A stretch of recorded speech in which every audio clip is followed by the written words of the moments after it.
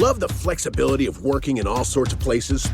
Well, working on the go seamlessly requires a strong network like T-Mobile. We have America's largest 5G network, so whether you're on a video call at the park or uploading large files at the coffee shop, we have the 5G speed you need. Whatever takes you on the go, T-Mobile's got you covered. Find out more at T-Mobile.com/network today. Coverage not available in some areas. See 5G device coverage and access details at T-Mobile.com. This episode is brought to you by Progressive Insurance. Whether you love true crime or comedy, celebrity interviews or news, you call the shots on what's in your podcast queue. And guess what? Now you can call them on your auto insurance too with the Name Your Price tool from Progressive. It works just the way it sounds. You tell Progressive how much you want to pay for car insurance, and they'll show you coverage options that fit your budget. Get your quote today at Progressive.com to join the over 28 million drivers who trust Progressive. Progressive Casualty Insurance Company and Affiliates. Price and coverage match limited by state law. What's up? It's your boy, the Ted Smith from the Men's Room. And did you know I have a podcast? Well, I do. The Podcast. New episodes uploaded every Wednesday on the Odyssey app.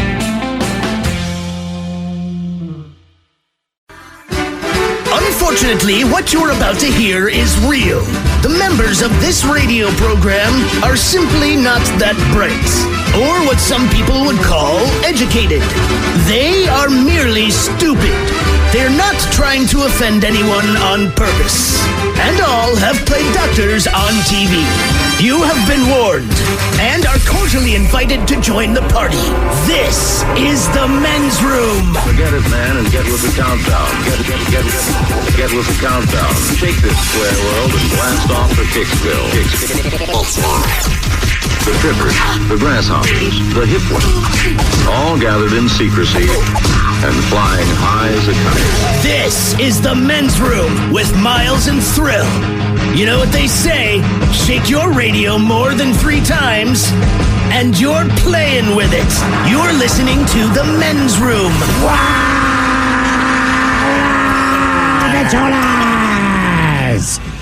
And away we go. Welcome to season 19, episode number 4050. Along with Steve the Thrill Hill, the Ted Smith, and my car. And you are the Men's Room. On tap today, Taryn Daly and Steve Miggs from the Daily Miggs Morning Show join us. Once again, we will sit and spin. And today, a little nostalgia with the 10 best 70s TV theme songs of all times. Nostalgia to us because we're old. Yeah. We will play Profile This, plus headlines, a Men's Room shout of the day, fun with listener emails, and everyone's favorite, TV Time with Ted. Click, clack. We're going to drive. All right, here we go to Buffalo, where another emergency landing happens after the plane loses a door. Meanwhile, a Tacoma clerk pulls out a machete when a thief with a small knife walks into the store. Methodist pastor is pulled over with meth in his car. A woman who swings medieval sword at cops takes it just a little too far. And a drunk Florida man driving an airboat decides to attack a sheriff deputy. That is all coming on today's very special episode of The Men's Room. And now, here's the question. Hola, bitches. Good day to you and yours. Are there some well-known things out there that you don't want to make physical contact with? Poop, glass shards, someone else's open wound, poison ivy, blue ring octopi, fire. I mean, those are the obvious things, but sometimes the cutest of things just might kill you. Now, last week, our very own Mike Hawk brought us a story of a man whose pet chihuahua gave him little chihuahua kisses and gave him sepsis that damn near killed him. Well, a cat in Oregon heard this news and said, hold my catnip. This cat spread bubonic plague to its owner. This is the same disease that killed more than a third of Europe's population in the 1300s. That's right, the cat went medieval on her ass. And it's not just animals trying to take us out. Plants hate us too. Last week, we read about Der Drachnide morids, a.k.a. the world's most dangerous plant. So in a nutshell, if you brush it, right, you just walk by and brush it, it injects you with venom that causes excruciating pain. It even resists the efforts of morphine, and it can last for months. Again, because you brushed it. Oh, side note, it can grow to be 115 feet tall. We also have the story about a fungus that eats through your blood vessels, the latest norovirus outbreak on a cruise ship, and a cancer patient who died after a surgical robot burned a hole in their organs. I suspect it had a bit of an Austrian accent. Anyway, sometimes the last thing you expect is the thing that brings you harm. And that's what we want to know today. Our question, what unexpected source messed you up? To be a part of the big show, call 206-803-ROCK. You can like the Men's Room on Facebook, follow us on Twitter and Instagram at Men's Room Live, and send your emails to the Men's Room at KISW.com. With LinkedIn Jobs, we tap into a network of more than 1 billion professionals to help you find quality professionals quickly and easily for any role you need. Marketing wizards? Found them. Software engineers? Found. That project manager I could never seem to hire? And found. LinkedIn Jobs quickly matches your roles with candidates with the right skills and experience. In fact, 86% of small businesses get a qualified candidate within 24 hours. Post your first job for free and get started at linkedin.com/decide. That's linkedin.com/decide. Terms and conditions apply. Shall I take your order, or do you need a minute? Yes, I'll be ready. Just buying a car on Carvana. What? It's super convenient. I already got pre-qualified in 2 minutes. All I had to do was answer a few questions. What? That's handy. Yeah, now I'm customizing my down and monthly payments. What? That's an exquisite deal. And just like that, Carvana's delivering my car in a couple days. What? Oh, yeah. Sorry, I'll have the burrito. Visit Carvana.com to finance your next car. Financing subject to credit approval. Delivery fees may apply. This episode is brought to you by Progressive Insurance. Whether you love true crime or comedy, celebrity interviews or news, you call the shots on what's in your podcast queue. And guess what? Now you can call them on your auto insurance too with the Name Your Price tool from Progressive. It works just the way it sounds. You tell Progressive how much you want to pay for car insurance, and they'll show you coverage options that fit your budget. Get your quote today at Progressive.com to join the over 28 million drivers who trust Progressive. Progressive Casualty Insurance Company and Affiliates. Price and coverage match limited by state law. At UW-Medicine, we invented the first auto-adjusting prosthetic socket. We discovered a protein interaction that's linked to dementia. We're using AI to develop new vaccines. Our never-ending quest for discovery means better care in our hospitals and clinics. UW-Medicine is the only health system in Washington where a top-rated medical school and a research powerhouse are directly connected to improve your health. UW-Medicine, a higher degree of health care. Rolls on. You're listening to the Men's Room with Miles and Thrill. 99.9 KISW. All the fellas, away we go. Welcome to season 19, episode number 4050. What a large and a charge program we have for you today. Guaranteed future repeat. Oh, hell yeah. As we are joined once again by Taryn Daly and Steve Miggs from the Daily Miggs Morning Show. We'll sit and spin. We go back in time with the best 70s TV theme songs of all time. All of them. There's a ton of great ones. All of them, man. I feel like, back in the day, as I remember it, it seems like most TV theme songs were written specifically for the show. Yep. Where nowadays, you take a song that already exists and apply it to your show. Like Sopranos. You do. You grab something, some of those become hits. A lot of these themes from the 70s ended up doing real well with radio airplay, and they were played as actual songs on the radio. I remember my mother, these are 80 shows, but I remember she bought the 45 for, Hill Street Blues. That did very well. And Greatest American Hero. Both of those. They actually charted as songs. We played that in school band, The Greatest American Hero. WKRP in Cincinnati. That was a song that they played on the radio back in the day. Did they actually play it on the radio? Oh, yeah. Huh. Yeah, there was I guess you should. Well, most of that stuff was released in some form or fashion. The theme from Happy Days. There's a number of songs that actually got radio airplay that were hits for the artists. So not only were they, popular with the television show, they sold them in the record store. Some of them nowadays are just songs you don't know. They use them as the theme song and they get huge. Mm-hmm. The theme to Friends. I remember this one. And I hate the song. I just assumed it was written for the show Friends. Maybe it was, maybe it wasn't. I didn't know it was a whole song, and I was somewhere like Rite Aid or Bartell's, whatever.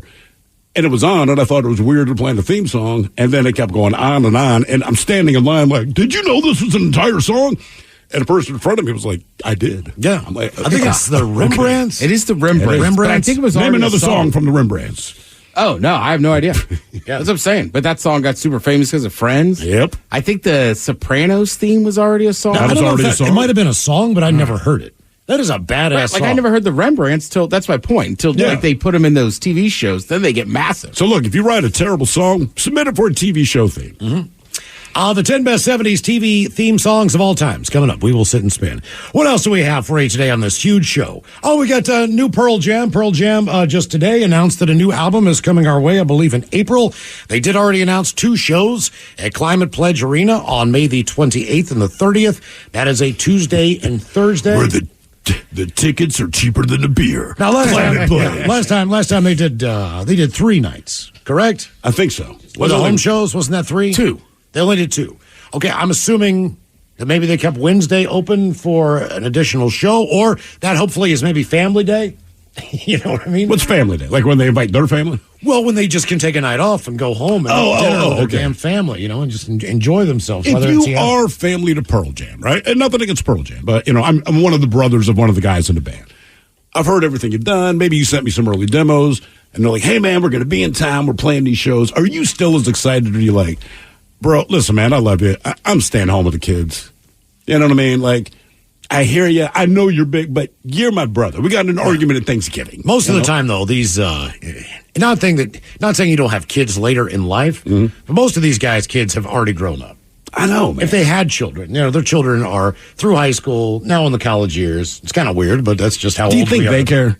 Yes, I think they care more now. I can imagine as teenagers being like, I don't want to go see dad play. You're embarrassing me. Right. Yeah, but now that you're in your 20s and you realize how big, I would think they like it more now. Yeah, I would think so, too. Yeah, absolutely. So we'll play the new Pearl Jam coming up on the program. Again, Climate Pledge Arena, May 28th and 30th. I believe if you head to KISW.com, there's a chance for you to register to win those tickets. That is correct. So I'm not sure the night or whatever the deal is, but either one of the 2 shows, we have tickets for you at KISW.com. I think maybe they just like a night off. That's kind of their thing.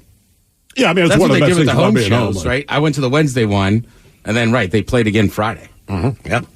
All right, what else do we have for you today? In our question, we're going to talk about unexpected sources that messed you up, things that you had no idea that could be harmful to you, but they ended up being not the best thing in the world. I think food poisoning. That covers most of it. I had it with one mushroom. One mushroom. But you even acknowledged that it looked weird, so my sympathy for you is limited. There was a guy last week. I really have never had food poisoning based on something that I cooked myself. But the difference is, you looked at it and something in your brain identified, that looks weird. No, it looks and awesome. And then you ate it anyway. Look at the color of that mushroom. That's not a good sign. I know, but look at this colorful mushroom. Yeah, it had some red in it. Way. It had some red in it. Like blue. Easter eggs. Easter eggs. You can't change. That is not the way you have told this story. Easter eggs have lots of colors. Yeah. But if you bought a dozen eggs and they're like, oh, no, we didn't dye these. That's what they look like. There's no way you'd crack it and then try to scramble that was a bad night, man. Yeah. I like this ham. This lunch meat. Looks weird. God, look at that rainbow sheen. Got a rainbow on it. Like the steak that said it's, discounted by 50%. Well, there was a guy last week, and it's not that you want to be without sympathy, but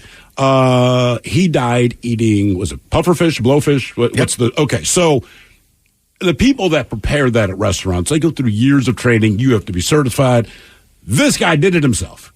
DIY pufferfish. And he did it wrong. And he died. Look, man, there's just certain things. If you have to be certified to make sure that this piece of food I eat will not drop me dead, I'm going to take it to that person. But he's like, nah, I think I can figure this out. Yep. They say it can be a nice feeling to have a dog show affection and give you kisses in the form of licks. Turns out, though, there is a hidden danger in those smooches, and one man nearly lost his life because of it. Doctors believe the 71-year-old man from the Canary Islands almost died from being licked by his chihuahua. He started not feeling well with a fever and then severe diarrhea. That diarrhea lasted for days, according to the Daily Mail. After a week, he went to the hospital where he was short of breath. He was coughing up mucus. They took an x-ray of his chest and discovered a dense finding in one of his lungs. Diarrhea. Opacity, maybe? Diarrhea. Dog owner who was a former smoker, high blood pressure, lung disease, type 2 diabetic, diagnosed with pneumonia worse. He had also developed sepsis, which can be deadly. He was put on an oxygen mask and wound up spending 3 weeks in the hospital to recover. I understand they go through his history of bad habits, smoking, drinking, but no. You're pointing out the dog single-handedly is the thing that damn near took his ass out. Blood draw data show that he picked up a bacteria often found in dogs' mouths. While people can get the bug after being bitten or scratched by a dog or cat, the man said that that did not happen to him. Instead, he caught it by getting kisses from his pet. Now, while rare to get pneumonia from the bacteria, apparently it can happen, especially if you let pets lick you or you share a bed with them, it says. Babies and the elderly are the most at risk, but anyone can catch the bug, so be careful around your furry friends, they say. Do I find it funnier just because it's a Chihuahua? I feel like if you said Doberman or German Shepherd, I'm like, oh, man, it's terrifying. I don't know why. I just find it funnier with the Chihuahua. Sure. For whatever reason. And then I always picture Chihuahua sounding like the Taco Bell dog. So, like, the dogs are like, I'm going to kill you. Well, they have a little teeny tiny poison mouth. A keys. lot of those Chihuahuas are often voted the ugliest dogs in the world with their tongues hanging out and just like... Ugly Chihuahuas are real ugly. And they're not friendly. They're good with their owners, but every Chihuahua I've ever met is kind of a pain in the butt. Well, they're super territorial. They don't like anybody. They like to nip and bite. Yeah, now they're trying to kill you. Mm-hmm. We head down the road to Oregon. Oregon has reported its first human case of the bubonic plague since 2015. And local health department believes the infection came from the owner of a cat. Meow, meow. Though the plague wiped out more than a third of Europe's population in the 14th century, it's not so deadly these days so long as antibiotics are administered, as they were early on in this case. All close contacts of the resident and their pet have been contacted and provided medication to prevent the illness. Symptoms of bubonic plague include the sudden onset of fever, nausea, weakness, chills, and muscle aches, which typically begin within 2 to 8 days of being exposed. And people who are most typically infected are done so from a flea bite. Huh, okay. And it can be transmitted from the contaminated fluids or tissues of dogs, cats, and rodents, including chipmunks and squirrels. Oh, I got to stop petting them. Pet cats are... Alvin! You gave me the plague! They're highly susceptible to plagues. Squirrels. Yeah. If possible, they want you to discourage your pets hunting rodents. Okay, cat. No more mice for you. That'll work. We know it's instinctive, but just how do you convince your cat not to? Don't play with that bird. Right. Yeah. In the U.S., plague infections continue to occur in rural parts of the West. New Mexico, Arizona, Colorado see the most. 1,000 or so confirmed of human plague cases were occurring in the United States within the last few years. Over 80% have been the bubonic form or bubonic form. Cool. Yes. So what happens to the cat? Right? Because they keep saying, I guess you give the cat medication as well that would seemingly work. I don't know. Yeah. Is there a medication you can give your cat if it has a plague, or is it one of those, hey, we're sending sunshine here to the farm? I mean, it costs extra at Pet Solutions. Plague isn't a normal thing. You would charge extra for that? Yes. I mean, look, I'm not trying to be mean, and I love my cat. The cat's very sweet. Rainbow Janet has been a great addition to the home, but if she passes me the Black Plague, I got bad news for her. Mm-hmm. Well, I'm just worried about my workers. Can't have them touching animals with the... Fair enough. Yeah. But I'm just thinking, I go home to a dog, I go home to a cat. And now I'm going to look at them like both of you are going to try to kill me because the dog wants to lick me because she's full of love. The cat's constantly all over me if I visit her. So I'm just like, what is going to happen to me? Yeah. Yeah, a little headbutt, a little lick, a little whatever it is they do. Like, man, you're supposed to be my friend. I feed you. We take you to the vet. We do all the stuff. And you might give me the plague. Right. Or sepsis. Good God, man. Yeah. When I was 14 or 15 years old, and I started getting severe plantar warts on the bottom of my feet. Now, where I grew up, it was rainy. Your tennis shoes were always wet when you came home. Your socks. Is that what leads to it? Well, that's what kind of we thought. My mom and I both thought that. And it turned out that the doctor wasn't as convinced that was a source of these. And they were deep. They had to be dug out. All right. They came on all at once. It was painful as hell because I had to get 1 foot done at a time. Because if you do 2 feet, you can't walk. Now, are you awake through this procedure? They used a local. Okay. All right. So they basically put in like a bunch of shots around the area, which that hurts. The bottom of your feet, that's not where you want them. And then basically what they use is kind of like an acid that eats through. It's a topical. Okay. And then when you get through the root, you need to tell him that, like, it's starting to hurt. Because when they basically say when it starts to hurt, they have like a substance that they pour on there that neutralizes the acid. Do you tell them or do you just scream? You just wait for the pain. He says, as soon as you feel pain, that's when we stop the process. Is that a yes? Is that your pain? Did you feel pain? This is 1985 in rural West Virginia. Sure. So this is, I don't know what their technique is. Bite on this piece of bamboo, son. They could probably, pour some Jack Daniels on your feet and off we go. Laser it or whatever the deal is. So I get the first leg done, the first foot done. That is incredibly bad. But my other foot had more warts on it. It had like 3. And inside of a plantar wart, this is going to sound disgusting, it's what they call a seed. Mm-hmm.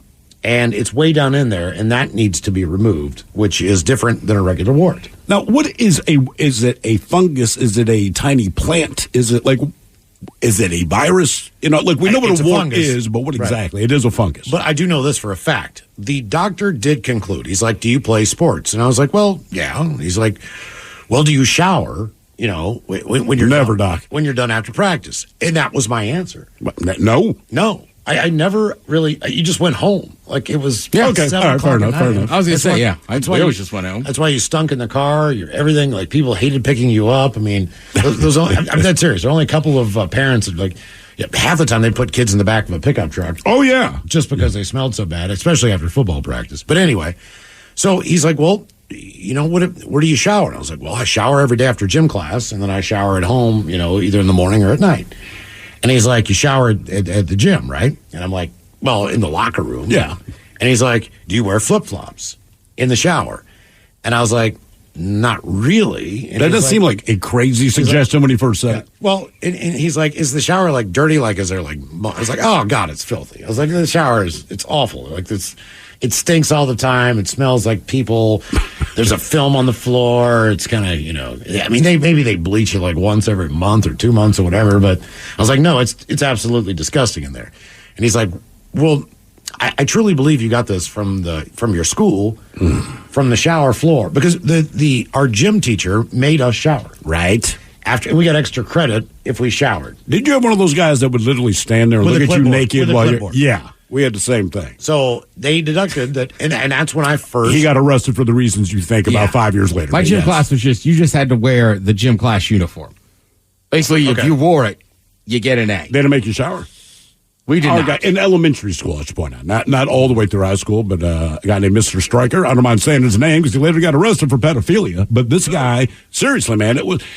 And even when you're doing the stupid stuff in gym class where basically... you sat around to hear them explain something you'll be doing in the future, still had to get in the shower. I mean, like, we didn't even have to change into our gym clothes. Nobody broke a sweat. We were sitting on the floor, but get in the shower. Same thing. And like it says, about 5 years after we moved away from Rochester, my father I just hear him go, oh, my God, you're not going to believe this. I say what? And he was still getting the paper from turned it around, and I'm like, yeah, that's my gym teacher, and that all makes sense. Now, we had junior high basketball, but when I played at that time, there was also a recreational league for kids who weren't on the main basketball team. Right. So I always played in that growing up because even when you were younger, you could play like 8th grade, 7th grade, or whatever the deal is. So I always played and that's where we held at the school. So the two best players on the team, Tim and myself. Sitting on the bench, and Tim's like, I can't play tonight, man. He's like, he's like, my foot is freaking killing me. He's like, I've got this sore on the bottom of my foot. I can't get rid of it. I'm like, take off your sock, man. Let me look at your feet. And Tim pulls off his shoes, and I'm like, you have plantar warts. I was like, I just went through I hope you said it that loud. Oh, yeah. You have plantar warts, and dude. It's the same shower. It's the same thing. Right. So Tim's mom is the one who went to the principal and actually said something. But clean this ass up, man. They didn't go and sample or anything like that. They just went in there and did a thorough scrub down and cleaning on the shower. Mm-hmm. And from that point in time, I don't know anyone else who got the plantar warts. Right. But, it's amazing what cleaning things will do. Yeah, somebody on the text line says, I had plantar warts on my foot as a kid, too. My mom shaved them down every day until she finally got to the seed. No doctor needed in the 1980s. That from Don and Roy. God, no. They were too deep in there. It was right. Like when they were done healing up, there was a hole. Did anyone else besides you and the other guy get them? No, as far as you know? I just knew Tim because we were in the locker room before the game. He's like, I don't think I can play, man. I was like, what's wrong with him? My foot is killing me. I was like, what do you mean your foot's killing me? It's your foot. He's like, it's the bottom of my foot. I was like, all right, that seems weird. Well, it seems like because I just went through this about 2 months before that. Also, high school, like I remember getting warts in high school. I've never had a wart since then. So I don't know if it's just being a teenager or like. I think it might be the conditions. I mean, think about it, right? So you guys talking about plantar warts when you guys are younger, and then remember. But I'm saying I didn't have plantar warts. Like I remember just having a couple on my fingers and stuff. It's almost like a bloody nose. Like I remember getting them in high school. You don't really get them as an adult. But then it's like we graduated to MRSA. Remember, like all these wrestling mats. Oh, yeah. And that seemed to sweep the nation. And they go, ooh, maybe we should clean these sweaty-ass mats. Now it's rubber pellets. They keep dumping rubber in pellets turf. on the turf. It's like we keep just, all right, kids, look, you won't get plantar warts from cleaning the shower. Not as much MRSA. We will go ahead and clean the wrestling mats. But we're going to keep putting carcinogens on the turf and deal with that one. Mm-hmm. Wrestling room's a unique smell, too. There was a whole story about that. A lot of sweat, a lot of bleach. Mm-hmm. Whole story about that with goalkeepers. Soccer. Oh, soccer, because you're right. Because that's diving, your knees, your scrapes, your elbows. Because they didn't have that turf in the 90s, but then I played indoor as a keeper as an adult. And I'm telling you, those little pellets get everywhere. They do. Yes. And no other athlete on the field typically does a headfirst slide on the right. unless they score a goal.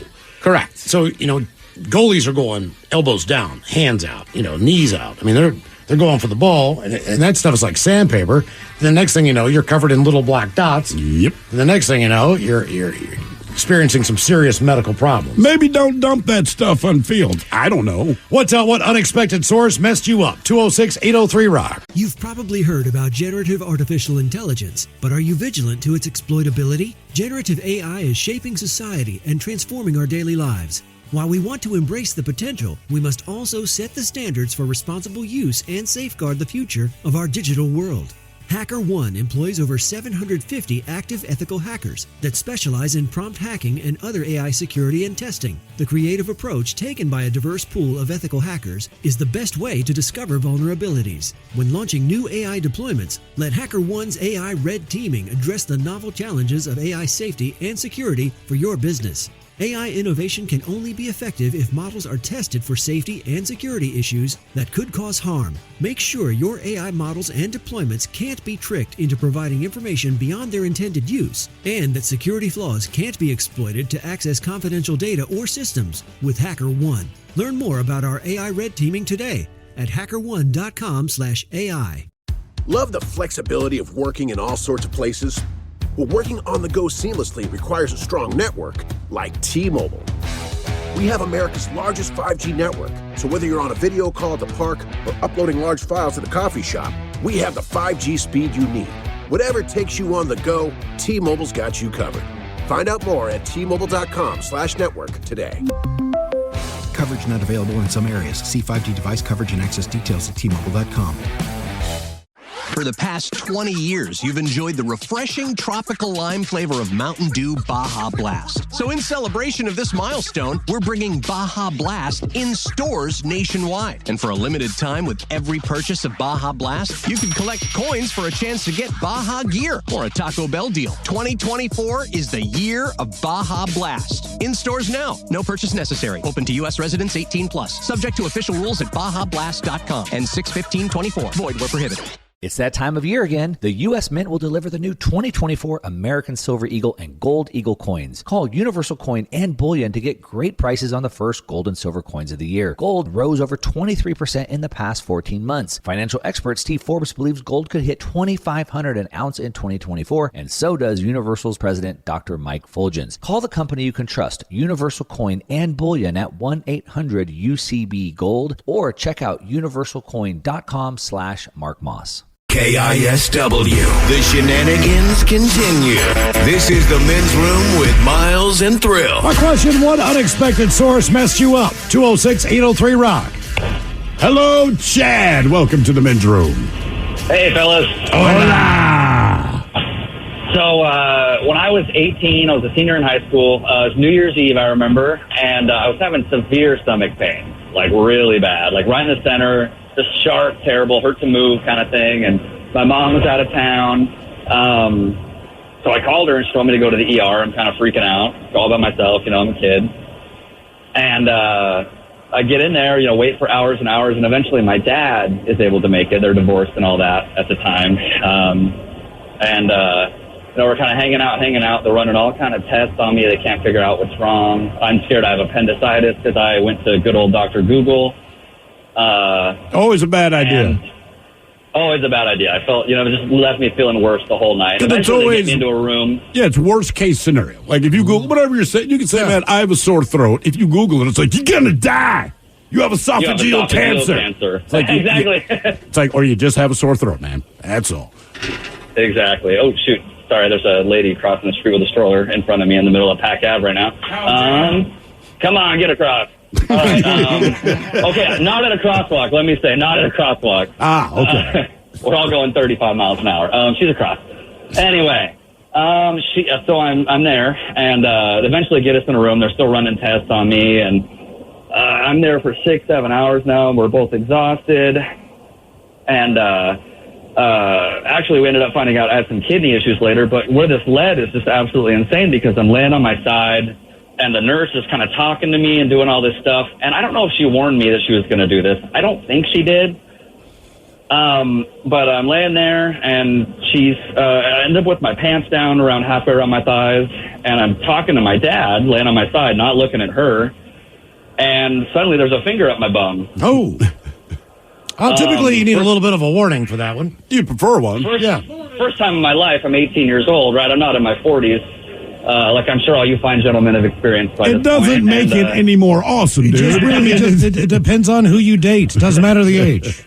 That's true. But, my dad being the not so self-aware or emotionally intelligent guy that he is, just goes, "Oh, you got the old jelly finger, huh, son?" Yes, Dad. I'm just nervously laughing. Little tears down the face, I wonder what she was looking for. I don't know. They didn't know what was wrong with me at that time yet. They were still figuring it out. How long did it take them to figure out because you said it ended up being kidney issues? I think they got a blood test back a few hours later and eventually said something was a little off, and they were taking guesses and sent me to a kidney doctor who I didn't, of course, get to see for another month and a half. Jesus. So, man, that was a surprise. What did you just live with a pain for a month and a half? Yeah. And that's it. Yeah, so they weren't school that year. They weren't overly concerned. They're just like, hey, when you can get to see this kidney doctor, that's when you can go. That's it. Yeah, pretty much. I mean, that's been my experience with specialists for the most part. Anytime I've ever had to see one. And what exactly was wrong with your kidneys?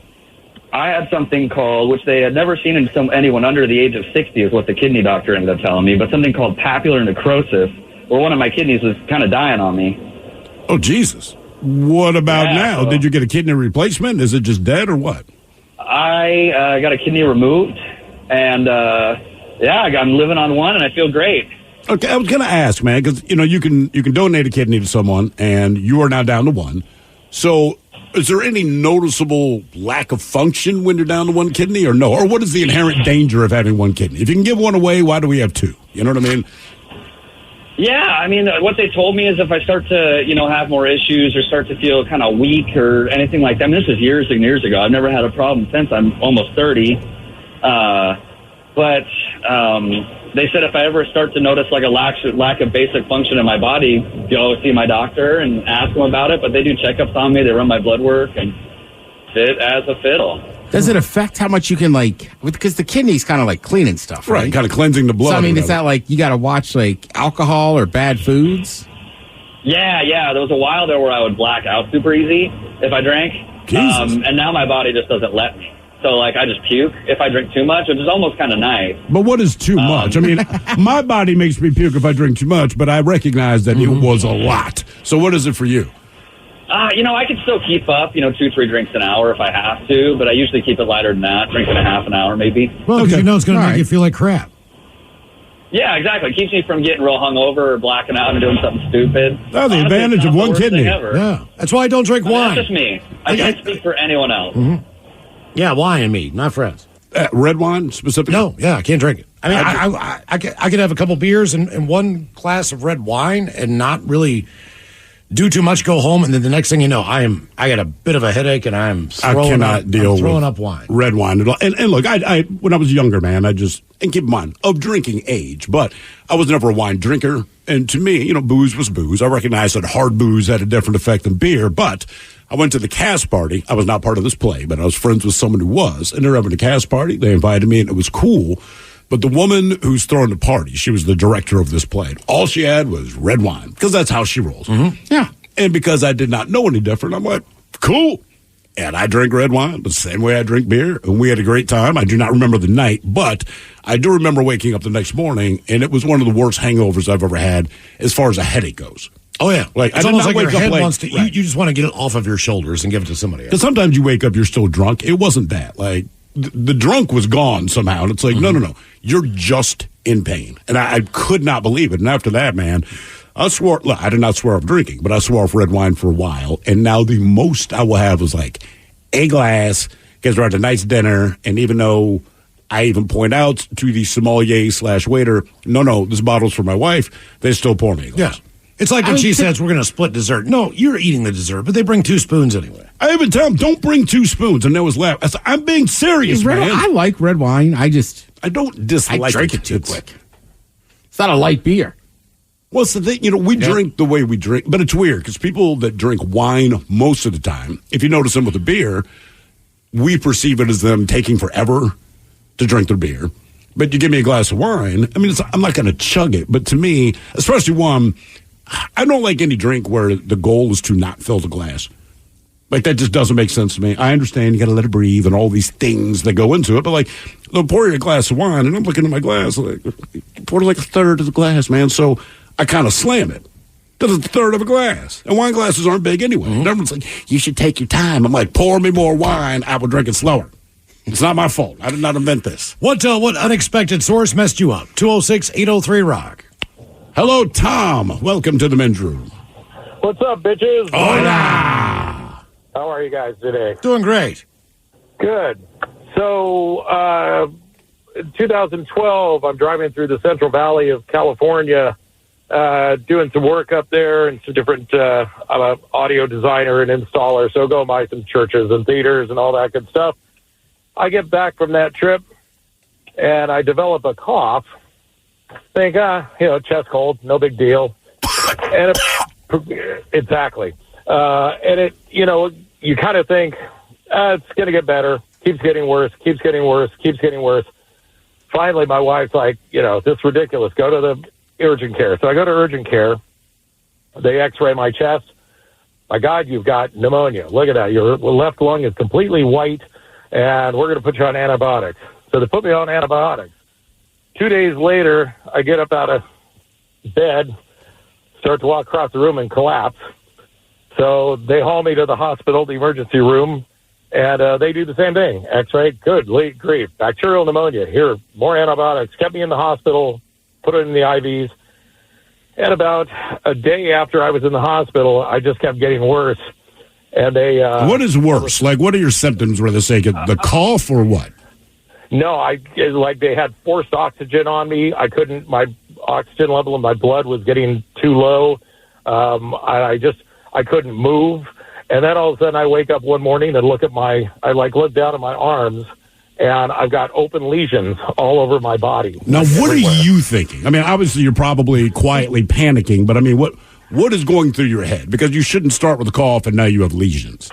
Yeah, I honestly, it was one of those ones where I just kept hitting the nurse's button, and she came running in and went, oh my God, ran back out of the room, got the doctor.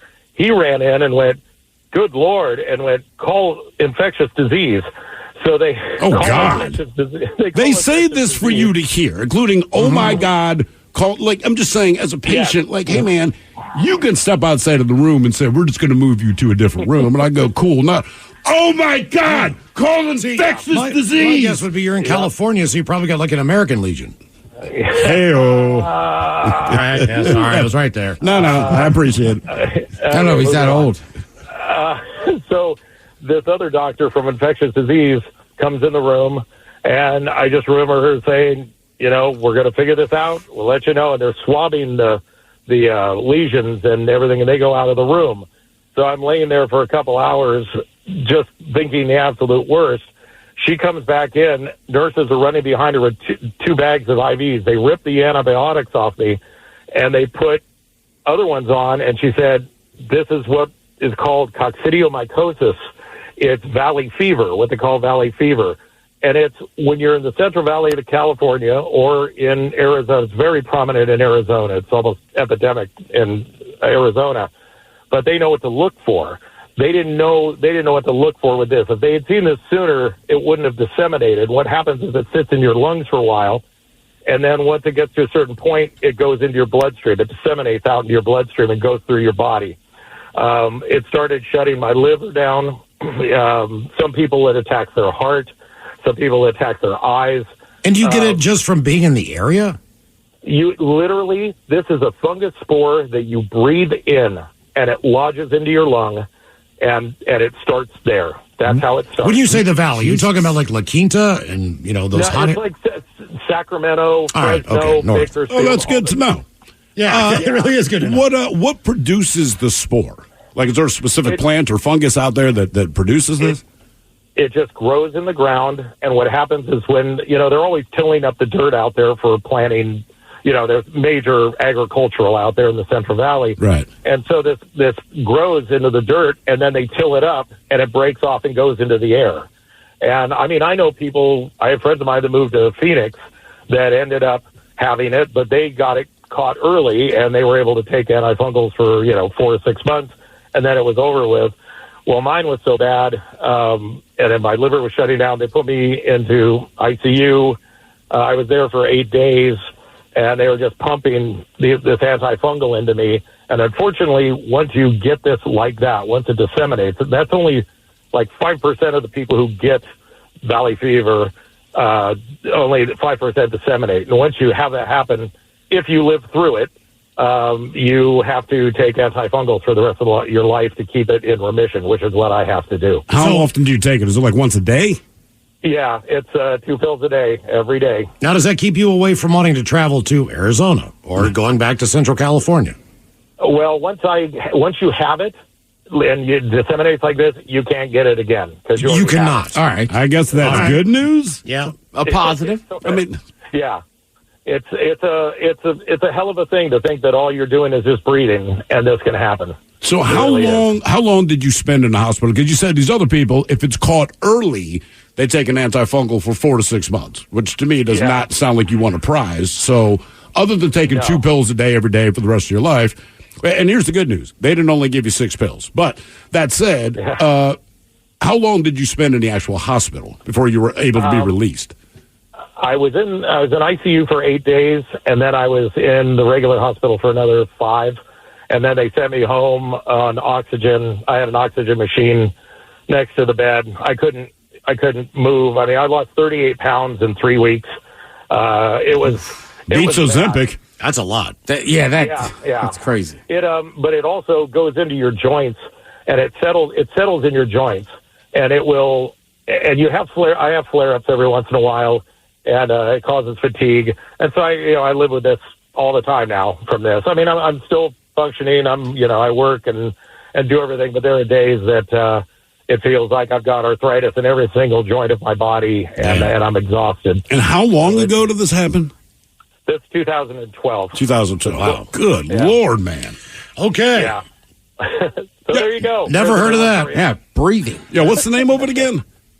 It's valley fever is the layman's term, but it's coccidiomycosis is the specific term. So now, I'm curious. You say, the nurse is screaming, "Oh my God," and get the infectious unit, all these things you don't want to hear if you're a patient. So one of the things you said through this is like, hey man, if you're lucky enough to survive this, you take the pills for the rest of your life. Now, are they telling you this at the time? Like, hey, if you survive, we got some pills for you? Well, the doctor said to me literally when she came back in, they hooked up the IV, she said, listen, you're really bad. And she said, in the next couple of days, we'll see if you are going to make it through this or not. Thanks. I'll have some ice cream. What goes through your head at that point? Are you calling family members? Or are you like, no, I got this, I'm going to tough it out? Well, at that time, my kids were 12 years old, and my wife brought them in, and I, so they could see me at least, and they could hold my hand and stuff. And it's funny because my dad had died the year before. And that's hilarious. Every night I'm, I know, laying in bed, I'm thinking through everything. You're going through your whole life. It's like, is this it? I was 51 at the time. And I'm like, this is it. I got 2 kids I'm going to not watch them grow up in the whole 9 yards. And I was laying there one evening, and I don't know what you guys all believe in or anything, but I had held my dad when he passed away. Like, literally, I was holding him when he died. And my dad always used to joke to me. He said, I can't die yet because I got to take care of you. He always used to joke about that because I used to race cars and do all sorts of crazy stuff. And And I was laying there in the hospital bed one night, and I was at my worst. And I looked up, and he was sitting in the end of my bed. And he looked at me, and he said, "Don't worry about it. You'll be all right." And then he disappeared. And I always joke with my sisters. I'm sorry, guys. We get him, man. It's a serious, heavy moment. You know, I would joke with my sisters that, you know, he came back and took care of me one more time, you know, before he went. So it was, it's been tough, but it's something that I tell everybody about because it's not, you know, people don't talk about it enough. And it's funny because a lot of Arizona, the state doesn't talk about it a lot because everybody maybe wouldn't want to move there as quickly. Well, that's the thing. A lot of people are moving there. There's a lot of tourists. I understand. You know what? I'm going to be honest with you, Tom. Before I were your father and I came back to visit you, I'd be like, you know, I worried about you when you're racing cars, and you're telling me all you did was breathe. Come on. I need that $20 too. It's not any better if you just Google Valley Fever. It's like most people fully recover. Yes. Most people. What unexpected source messed you up? 206-803-ROCK. With LinkedIn Jobs, we tap into a network of more than 1 billion professionals to help you find quality professionals quickly and easily for any role you need. Marketing wizards? Found them. Software engineers? Found. That project manager I could never seem to hire? And found. LinkedIn Jobs quickly matches your roles with candidates with the right skills and experience. In fact, 86% of small businesses get a qualified candidate within 24 hours. Post your first job for free and get started at linkedin.com/decide. That's linkedin.com/decide. Terms and conditions apply.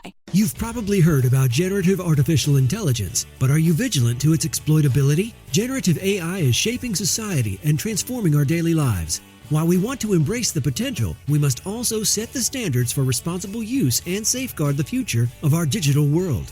HackerOne employs over 750 active ethical hackers that specialize in prompt hacking and other AI security and testing. The creative approach taken by a diverse pool of ethical hackers is the best way to discover vulnerabilities. When launching new AI deployments, let HackerOne's AI red teaming address the novel challenges of AI safety and security for your business. AI innovation can only be effective if models are tested for safety and security issues that could cause harm. Make sure your AI models and deployments can't be tricked into providing information beyond their intended use, and that security flaws can't be exploited to access confidential data or systems with HackerOne. Learn more about our AI red teaming today at hackerone.com/AI. Love the flexibility of working in all sorts of places? Well, working on the go seamlessly requires a strong network like T-Mobile. We have America's largest 5G network, so whether you're on a video call at the park or uploading large files at a coffee shop, we have the 5G speed you need. Whatever takes you on the go, T-Mobile's got you covered. Find out more at T-Mobile.com/network today. Coverage not available in some areas. See 5G device coverage and access details at T-Mobile.com. Coastal Farm and Ranch, with just what the country needs. Join us for Chick Days and Save. This week only, buy 3 chicks, get 1 free, and save $10 off the Double Tough Poultry Starter Kit. Swing by for super spring savings on tools, mowers, soils, mulches, seeds, and more. Coastal Farm and Ranch, with just what the country needs. Get more spring essentials for less, now through March 19th. With LinkedIn Jobs, we tap into a network of more than 1 billion professionals to help you find quality professionals quickly and easily for any role you need. Marketing wizards? Found them. Software engineers? Found. That project manager I could never seem to hire? And found. LinkedIn Jobs quickly matches your roles with candidates with the right skills and experience. In fact, 86% of small businesses get a qualified candidate within 24 hours. Post your first job for free and get started at linkedin.com/decide. That's linkedin.com/decide. Terms and conditions apply. Love the flexibility of working in all sorts of places? Well, working on the go seamlessly requires a strong network like T-Mobile.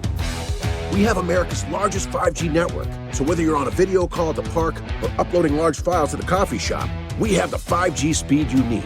Whatever takes you on the go, T-Mobile's got you covered. Find out more at T-Mobile.com/network today. Coverage not available in some areas. See 5G device coverage and access details at T-Mobile.com. What's up? It's your boy, the Ted Smith from the Men's Room. And did you know I have a podcast? Well, I do. The Podcast. New episodes uploaded every Wednesday on the Odyssey app. 99.9 KISW. We return to the men's room with Miles and Thrill. One innocent-looking plant harbors an agonizing secret, as a single brush of its leaves is enough to cause excruciating pain for months.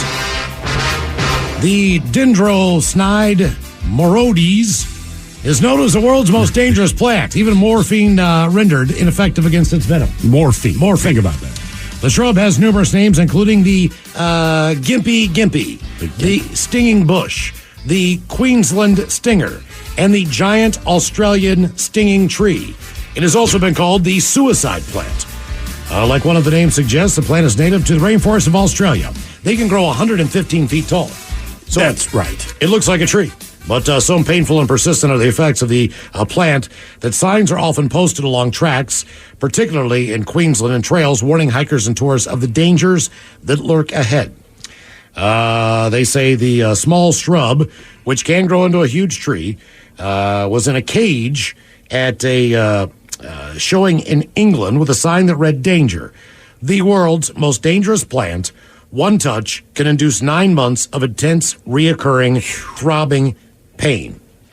A lot of people have never heard of this before, but I've never heard of it. Live in Australia, you know it quite well.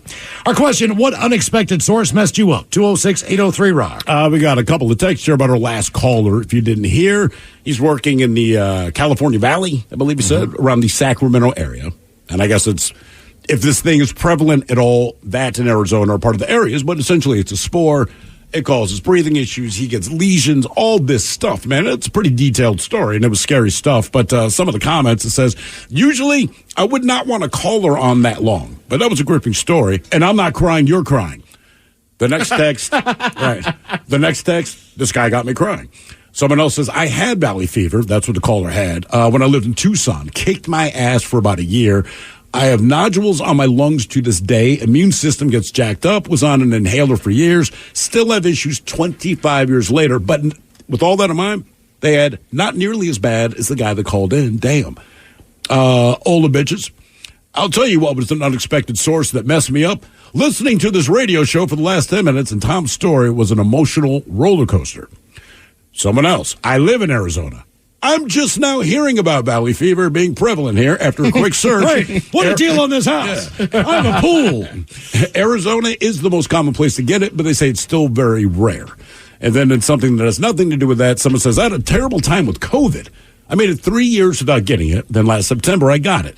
I couldn't kick it for over 6 weeks. I had to get a blood transfusion because it whacked out my blood. I got an infection in my foot that went wild, and I had to have my little toe amputated. Then they discovered a heart murmur, and the disc in my back are breaking down. I've read a pretty big article the other day about long-form COVID, and the more that they're learning about it. And it's well, you're only going to learn more because someone has it. Exactly. Wouldn't you say Dave Navarro is insisting that... I'm pretty sure he's one of those guys. I think that's why Jane's Addiction... I think that's why Perry went back to porno for Pyros for a while. Because so what exactly is the long form? Like, I think it's different for everyone. As far as the effects that you get from COVID, and those are individual. So it's like being bitten by a tick. It just lasts one of 100 things can happen. Whatever your symptoms are, they last longer than they should. And they have a hard time going away. I mean, If I felt for months like I did the first or second day of COVID, that would be awful. Yeah, I would not wish like it on anyone. Being tired kind of lingered, but not like the fever, chills. Like, right. You feel awful. What unexpected source messed you up? 206-803-ROCK. Guess who it is, Ted? James, welcome to the men's room. Hola. What's up, guys? How are you, sir? Yeah, so long story short is I went through, when I was about 24, I was going through a divorce, and it really had me down in the dumps. And one of my old bosses from my old job that I used to work at, he had depression, and he was just like, hey, you seem depressed. Have you ever tried Zoloft? And I was like, I don't even know what that is.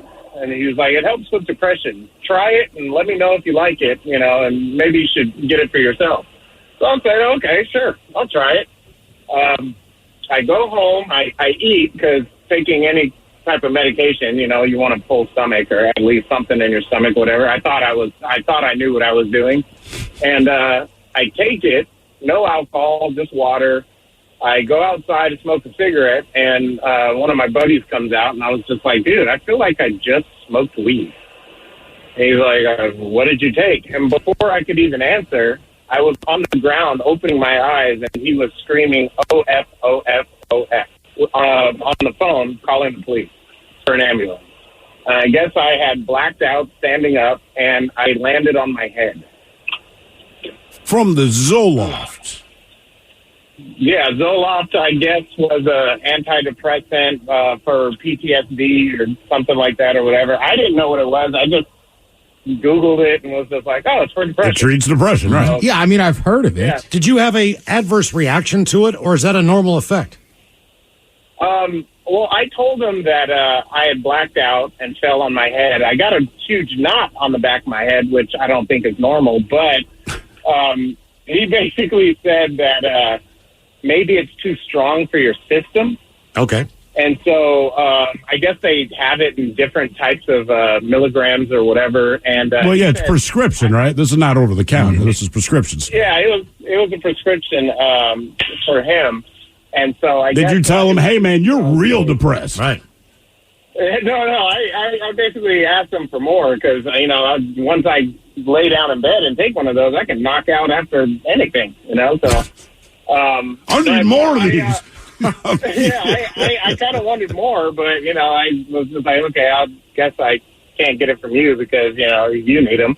But I basically got a huge knot on my head and had a huge headache, and I wasn't really smart afterwards because I went to sleep because I felt really tired. So I just said, I'm just going to go to bed. And come to find out, they were saying, oh, you shouldn't have gone to bed. You could have had a concussion, and that wouldn't have been good. So true, but they say that afterwards. But it's like it's hard to remind yourself of that when you have the concussion. That's the thing about a concussion. Oh, yeah. You're not thinking clearly, and when you feel tired, all you want to do is lay down and go to sleep because generally that solves your problem, right? Yeah, well, I learned something that day. If you black out and fall on your head, don't go to sleep, even though you might be tired. What are you supposed to do? Stay up all night? I mean, do I have a concussion? I mean, ideally, if you have a head injury like that, or you're playing football, you know what I mean? You would have somebody with you that would kind of keep an eye on you, keep you up. Right, but if you're by yourself, Ted, you know this. Yeah, I've done it. Right, So, you're by like I yourself. said, yeah. And like most people, I mean, look, man, if you stub your toe and even think you broke your toe, you still wait a few days to go to the hospital. Because you think, I can fight through this. I don't want to be a big old bitch about this. I bumped my head, boo-hoo. But, yeah, when you get there, they're like, hey, man. But we're not doctors. We do not know the severity of what we've done to ourselves. And when you do, you call 911. Yeah, I did that when I had appendicitis. I waited till the third day because if anybody's had appendicitis, it feels like a stomach ache the first day. And then the second day, it feels like an even bigger stomach ache with cramping pains. And I was just like, I must have ate something. And by the third day, I was on the floor rolling around in pain. And finally, my dad's like, dude, you need to just go to the hospital. And they always tell you the same thing. If you waited any longer, you would have died. Right, every time. Doesn't matter what it is. Pretty much. Okay. Yeah, I mean, it is important to stay awake. And you don't know this in the moment. When I cut my artery, man, I'm bleeding out or whatever, but in the back of the ambulance, they're going through all this stuff, but the guy kept looking down. And again, I'm not tracking with what he's doing. I'm thinking he's not listening to me. What's your name? What's your address? And I gave him my name, gave him my address. And I knew in that moment I was lucid in giving him the right information. 15 seconds. And when you're losing blood, I mean, you just get tired, right? There's no two ways about it. You're losing blood. You start getting dopey. And the guy asked me again, and maybe like the seventh time he asked, I'm like, God damn it, my effing name. Why don't you listen? I always remember this guy because he had a big, walrus, Andy Reid style mustache. But I remember he looked down and he just kind of smiled and said, son, I'm just asking you this to keep you awake. I'm like, oh, God, okay. But it kind of hit me like, oh, he's worried I'm going to die, man. Yeah, he was just like, relax. But I'm going to keep asking you. So every time he asked after that, I'm like, my name is Stephen Hill. Yeah. Mickey Mouse. Right. Did you make it to the hospital? Yeah. I mean, or did you pass out first? No, so I remember I cut my arm. Like I said, it wasn't painful. You just know something happened. And instinctively, I guess my right hand goes over my left elbow pit, for lack of a better term, peeked at it. And I realized I had an artery because when I peeked, keep in mind where I was, there were 13-foot ceilings. And when it sprayed out, man, I mean, it hit the ceiling like you throw a ball at it. And in that moment, and it's weird, something bad happens to you. You don't realize you're injured. And I go, Ted, your ribs look broken. Now you're in pain and you're crumpled to the ground. It's the same kind of thing. As soon as I saw that, I'm like, I don't feel so good. Call 911. And then I woke up. When I woke up, I was still at my place, but they're putting me on the gurney. All right. And then I remember I kind of woke up in the middle of the ambulance ride, and that's when the guy kept asking my name, and I'm just like, he's not even listening. But I remember my feet started bouncing up and down, and I don't know if this is inherently true, but if it is, you get some insight. So he's looking down at my body. Now he's screaming to the driver to hurry up because my feet are bouncing up and down like I'm on a trampoline, right? And he's saying he's going into shock. And that might be true. That's what it was, but you're still very lucid in that moment. And all I can think is like, man, and I'm trying to get his attention. I'm like, I am cold. The reason you start trembling when you're cold. Like, I am exceptionally cold. Like, I feel like I did the polar plunge cold. And, like, just put a blanket on me. I'll be fine. And somehow I knew that. The guy finally just, like, threw one of the little thin-ass gray blankets on me, and it stopped. You know what I'm like, man? I know. So it's weird. If you do go into shock, you might be aware that you're in shock, but you can still kind of make decisions, if that makes sense. Right. I don't know. It's a bizarre thing, man. What unexpected source messed you up? 206-803-ROCK. Hello, Cody. Welcome to the men's room. Hola, bichola. Hola. First time caller, long time listener. How's it going, guys? Appreciate it, man. Thank you. We're doing great. Yes, thank you. Obviously, something terrible happened to you. Yes, it did. I don't know if I can live up to the last couple stories. Don't try to. I'll do what I can. So, around December 2020, I was working, and the night before, I woke up in the middle of the night kind of like, ow. Like, something felt like it hit my leg or something, and I was like, ow. At the time, I wasn't driving. So I commuted on the bus, with my bike, and went into work like normal. And then around close to lunchtime, I had a rash or some sort of just something that was just going down my leg all the way almost to my knee. And I was like, I'd had to tell my boss, I'm sorry, I got to go. Go to the walk-in clinic. They do the forehead scanner. This is during COVID, of course. Right. COVID. And they scan it, and I'm fine on there, normal temperature. But then when they do the actual thermometer, I'm at like a fever of 103, and they're like, you need to go to the hospital right now. Or write a song for Foreigner. It's hard to know. Exactly. So anyway, I get to the hospital, and I am just sicker than a dog. Whatever has going through me, I couldn't even walk at this point. They had to wheel me to the bathroom to throw up before I got in there. I waited for about an hour and a half over there at Swedish and Edmonds, and they finally admitted me. And they're like, well, we got to give you a COVID test. And I was like, okay. And so good thing, the good news was I was negative for COVID. But then they said, oh, actually, you're good on COVID, but you have type 2 diabetes. Oh. And I go, oh. Cool. Well, okay, then. So long story short, I went in there on December 4th of 2020, and I got transferred from Edmonds to First Hill with a less than 5% chance to live. Did they tell you that at the time? I was so out of it with whatever they had on me. A lot of it was just, I can't remember a lot of it, to be honest with you. Right. I was kind of out of it. But they rushed me to First Hill, and the only way my mom was able to see me is because I didn't think I was going to make it through the night. Jesus. Less than 5% chance to live, ventilator. I was on dialysis at one point. I had 2 blood transfusions. But somehow, by the grace of God, by about after Christmas, I started waking up and I started talking to people, and I got it all back. Besides the diabetes, of course. So what does that require? Are you insulin dependent? Or no? No insulin. I'm just on the metformin. I'm able to regulate it via medicine. Okay. I'm curious to know. So you said you started getting back together after Christmas. Well, I actually spent New Year's in the hospital. Okay. I cheers with the waitresses, or not the nurses. Nurses. That's a hell of a hospital. Yeah, the nurses with sparkling cider. That was my one thing. So we had a glass of sparkling cider. Based on the fact that you had a 5% chance or less to survive, did people not buy you Christmas gifts? Just saying, I'd be a little torn. I would buy something I wanted, and if you made it, I mean, just saying, like, hey, man, I'm not trying to be mean, but, cash is tight. He's, 95. I got a question. Like, how long had it been since you had been to the doctor that you didn't know you had diabetes or pre-diabetic? Well, it runs in the family, and I had went to the I went to the doctor because I had this weird thing going on, and they were like, take the antibiotics, and it took a couple days, and it was too late or whatever. I think it was a spider bite is what I really think it was, even though they're not telling me that. But I have diabetes in my family. I'm not like 400 pounds or anything like that. But are you saying you think a spider bite gave you diabetes, or the spider bite is what sent you to the hospital? I was going to guess shingles. The spider bite put me in the hospital. I think that Then I they had discovered. diabetes Okay. without knowing it. All right, okay. I was like, that'd be a hell of a spider bite. You got diabetes, son? No more sugar for you. Okay. Find out Spider-Man's a diabetic. What unexpected source messed you up? 206-803-ROCK.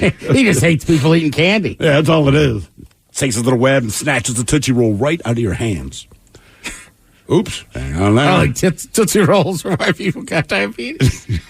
I like a Tootsie Roll, but it's like, I don't know, too many people that are like, it's just hammering Tootsie Rolls every Just day. all my life. Wasn't the Red Bull, nothing like that, dude. Just Yeah, the Tootsie not the Rolls. carbs, not the delicious candy bars, just the Tootsie Rolls. But look, if it runs in your family, all right, there's probably precautions you have to take. Your doctor's going to tell you that. You go to the doctor 15 years from now, and they're like, man, we explained your diet, you know what you need to do. And you say, Doc, I'm not going to lie to you, man. I got a thing for Tootsie Rolls. I mean, that's basically admission at that moment.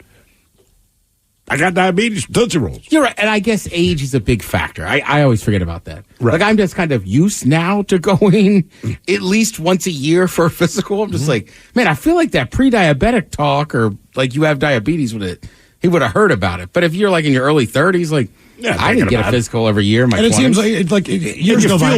Years go by pretty quick. It seems like you just got one. So Right. like for sure. I go to the dentist like twice, 3 times a freaking year. Mm-hmm. At least with a doctor, unless you're messed up, it's just one physical. I do appreciate the doctor saying, hey, I'll see you next year. That feels like it's right. The dentist, I'll see you in 6 months. Like, really?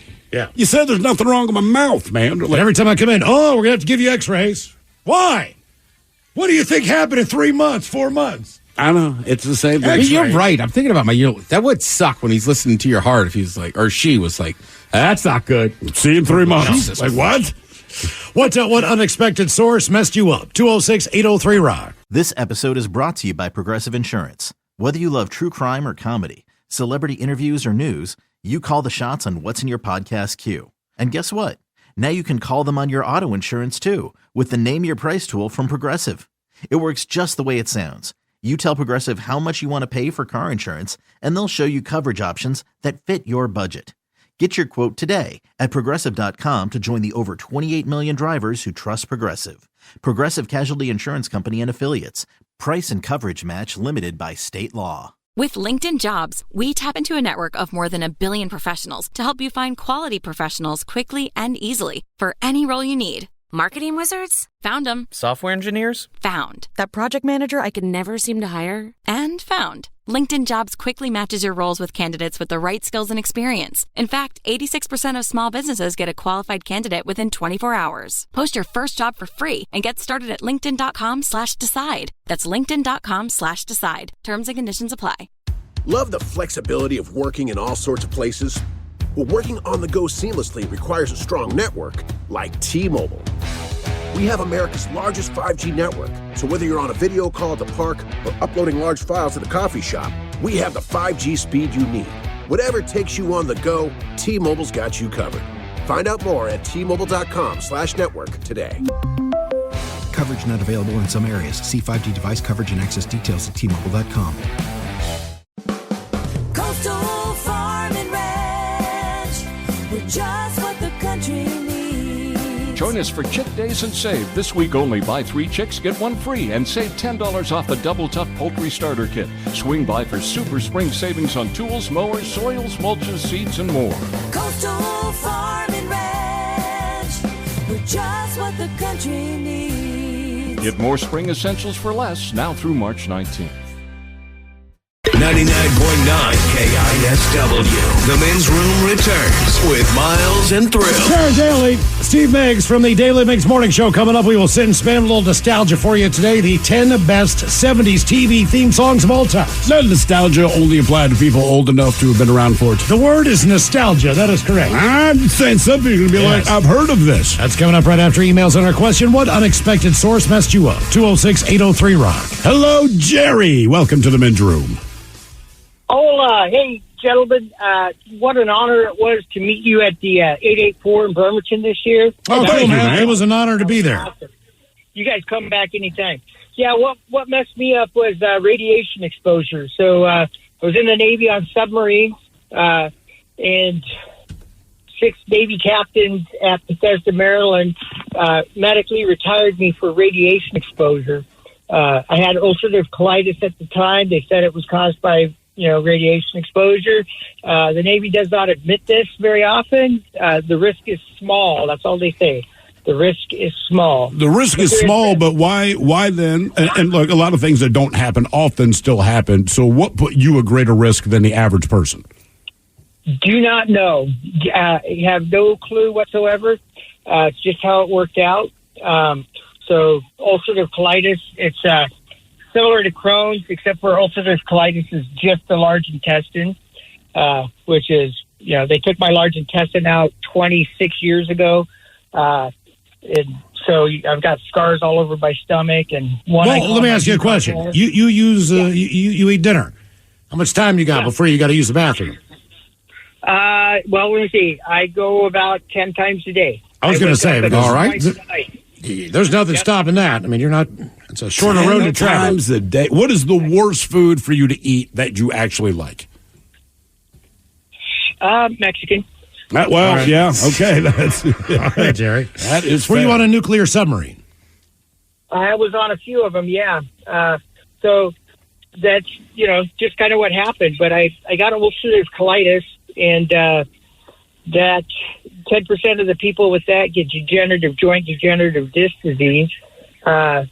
And so, of course, I got that. And the Navy's treatment for my ulcerative colitis was 5 years of a high dose of steroids, which did fry my pancreas, and they admit to that. So now I'm an insulin-dependent diabetic. My ex-wife was an ICU nurse when I met her, and she pretty much saved my life, saying, hey, I think the Navy kind of has you on a treat until you die program. She had me see some specialists that she worked with, and, like I said, they ended up taking the large intestine out and everything different now. Well, to be fair, every treatment you get is treatment until you die. Yeah. Right, but it doesn't sound like it was very helpful for you. Yeah, when you call it that, it's much worse, but yeah. Yeah, well, I have I'm back to regular plumbing now, so that's good for, but because there was a while that I had an ostomy bag while everything healed up. But with that 10% of people that get arthritis or, degenerative joint disease, I have 0 discs in my back. I've had bone spurs that have caused 2 severed rotator cuffs, 1 torn, and I ripped the bicep off the bone. Jesus. When I leaned over in my truck, I leaned over and hit the center console because I was reaching for a ball that the duck had left on the seat, and I widened. Everything just went white. I didn't black out, but I widened out, and just that was a fun surgery. I just had both my knees replaced. I've had 7 surgeries on my right foot due to bone spurs and arthritis and all these other things that are all related to the radiation exposure. Well, can I ask you this, Jerry? You said you had a colostomy bag, right? Yeah. Does that change your diet based on the fact that you can actually see the way that your food somewhat digests in your stomach? Like a piece of pizza will grow 3 times its normal size when it hits your stomach. Sure. So does that change how you eat? When you can actually see what's going on? It especially did at that time because this was new to me. I had the ostomy bag for 3 months, and it's just a different creature. You have no control over, gas. I was at PLU at the time in college, and just be sitting there, and you just hear this bubbling fart sounds coming from my gut. You can't control it.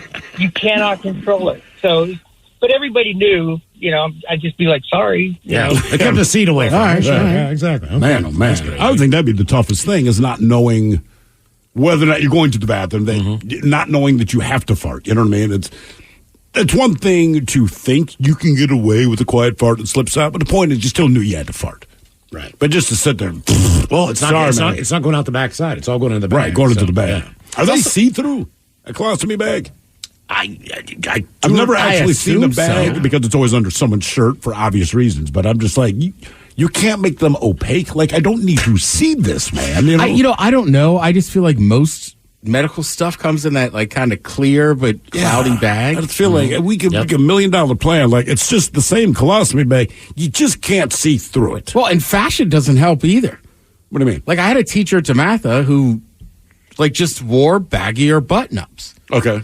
And it was like the end of the year, and he was like, yeah, I have a colostomy bag. You guys never thought, like, notice the size? No one's going to think But, like, in the late 90s, early 2000s, everybody wore everything so baggy. Like, it never dawned on us till he mentioned it, because he's not I'll put it this way. He was the cross-country running coach.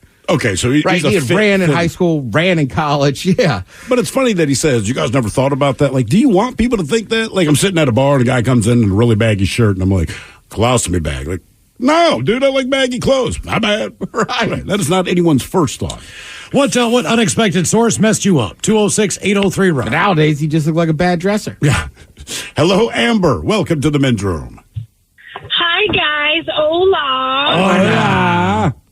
And this is applicable because this is a Cabo San Lucas story that I called pertaining to last Thursday's call, but now that I'm realizing today's question is what messed you up, it will pertain to both. Okay. So, hello, I'm 42 now. So back in 1998, my dad did a lot of work for my uncle. He's kind of like a handyman. Did a lot of work over the years. So it got to be kind of summer of 1998. And he said, okay, I can, 1, pay you for your work, or 2, take the family to Cabo San Lucas for Christmas for 9 days. Come on. We were all like, boom. I was 16. I was like, what? This is pre 9/11, everything. It was like, boom. Best experience. Well, our first night in, we get in, and they say we're going to a bar that's a guy. I remember hearing Sammy Hagar. So we end up at his bar. And we go in. Is the name of his bar Cabo Wabo? Yeah. Okay. And then his tequila, yep. And I work at Safeway. We still sell it. It's one of our top sellers. It always makes me giggle. So we get in and we sit down. There's probably 25 to our party, aunts, uncles, cousins. And I had not had a drink of alcohol. I'm 16 from USA. We don't drink on the regular. I don't. My parents do. So within about 15 minutes, the servers just throw you back. I had 3 Jell-O shots in my mouth that I immediately felt kind of tasted a little funny and realized was some kind of alcohol. Well, I don't remember the night very clearly. I remember a lot of the beginning and then the next morning, but I was pretty much Sammy's best friend all night. He was walking me around. I got pulled around to the point where my family left me. But he made sure that I was put in a car or someone got me home safe. And my dad wakes up the next morning, and he's passed away at this point, but he goes, Amber, Joan Evans, Sammy Hagar dropped you off this morning. And it was just like that. And I was like, are you mad? Are you happy? I'm not sure. I thought you liked him. It's like, I wasn't ready. I was in my underwear. I didn't know Sammy Hagar was going to be bringing. So I'm trying to I just got so drunk so fast, but I mean, everyone throughout our whole vacation, I would get high-fived and I would I have some Spanish, so understand party girl. I was party girl, but I didn't get naked. I didn't do anything weird. I didn't throw up. So I was kind of best friends with Sammy for a night, and it was pretty fun. Did you tell your dad, look, man, of all of the people you could possibly open the door in your underwear and the person will not care, I think Sammy Hagar's probably one of the top 3. right? And your underwear, my man. I got you. Here's your daughter. She's a little loopy on the Jello shots. Right. I remember that blonde hair, and he's still wearing. I think I remember too, just going like, "Aren't we inside? Why are you wearing sunglasses?" I kept just asking him that, and he'd be like, "Honey, it's gonna be all right." If you ever make it back there to that bar and you're conscious enough to look around, it's a who's who of rock and roll memorabilia. I can believe it. Yeah. All the pictures on the wall, Makes sense. all the stuff. It's. You just go in there. You've been there, right? Yeah. Yeah, I went there for a few nights. Well, they have live music, you know. They have tequila. Close to the house? You're right downtown. No, you're a ways away. I didn't stay in downtown in Cabo, but, you know. You still found a way. You can take a water taxi there. So, you know, some guys just, standing out on a boat in front of your hotel. He's like, "You want to ride downtown?" I'm like, hell yeah. It's more fun to get there that way. I would, man. Yeah. And he's still involved. So what? He sold he sold the tequila, but he's still involved in the bar or something like that. Well, he probably, whatever he did, he made enough money. I'm sure he keeps his hand somehow and all that stuff. So he might have kept a certain percentage of it. Based on what he made, over $100 million. Yeah, he made a ton of money. He's doing just fine. What unexpected source messed you up? 206-803-ROCK. Hello, Michael. Welcome to the men's room. Hola, gentlemen. Hola. So, I'm 24, so this is about like 10 years ago when I was like 12, 13 years old. My church that I was going to with my grandparents did this event during Super Bowl time, so it's actually kind of good timing for the story.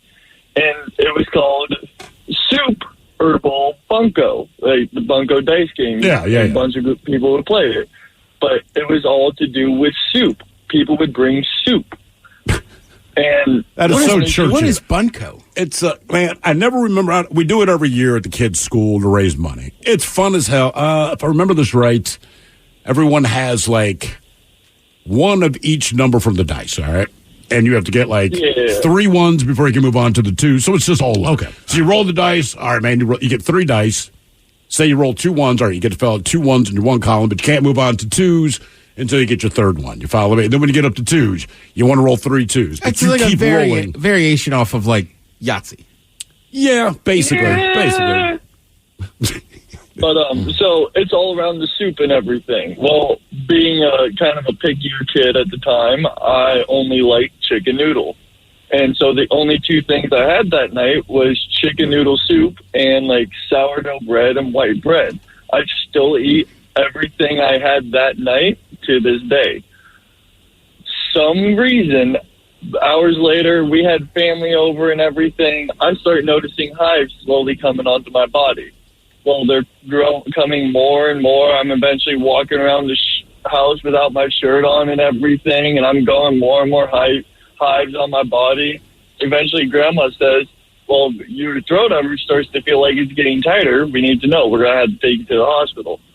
She had to have started like a little 30-minute timer or something like that, because in 30 minutes, we were off to Enumclaw Hospital.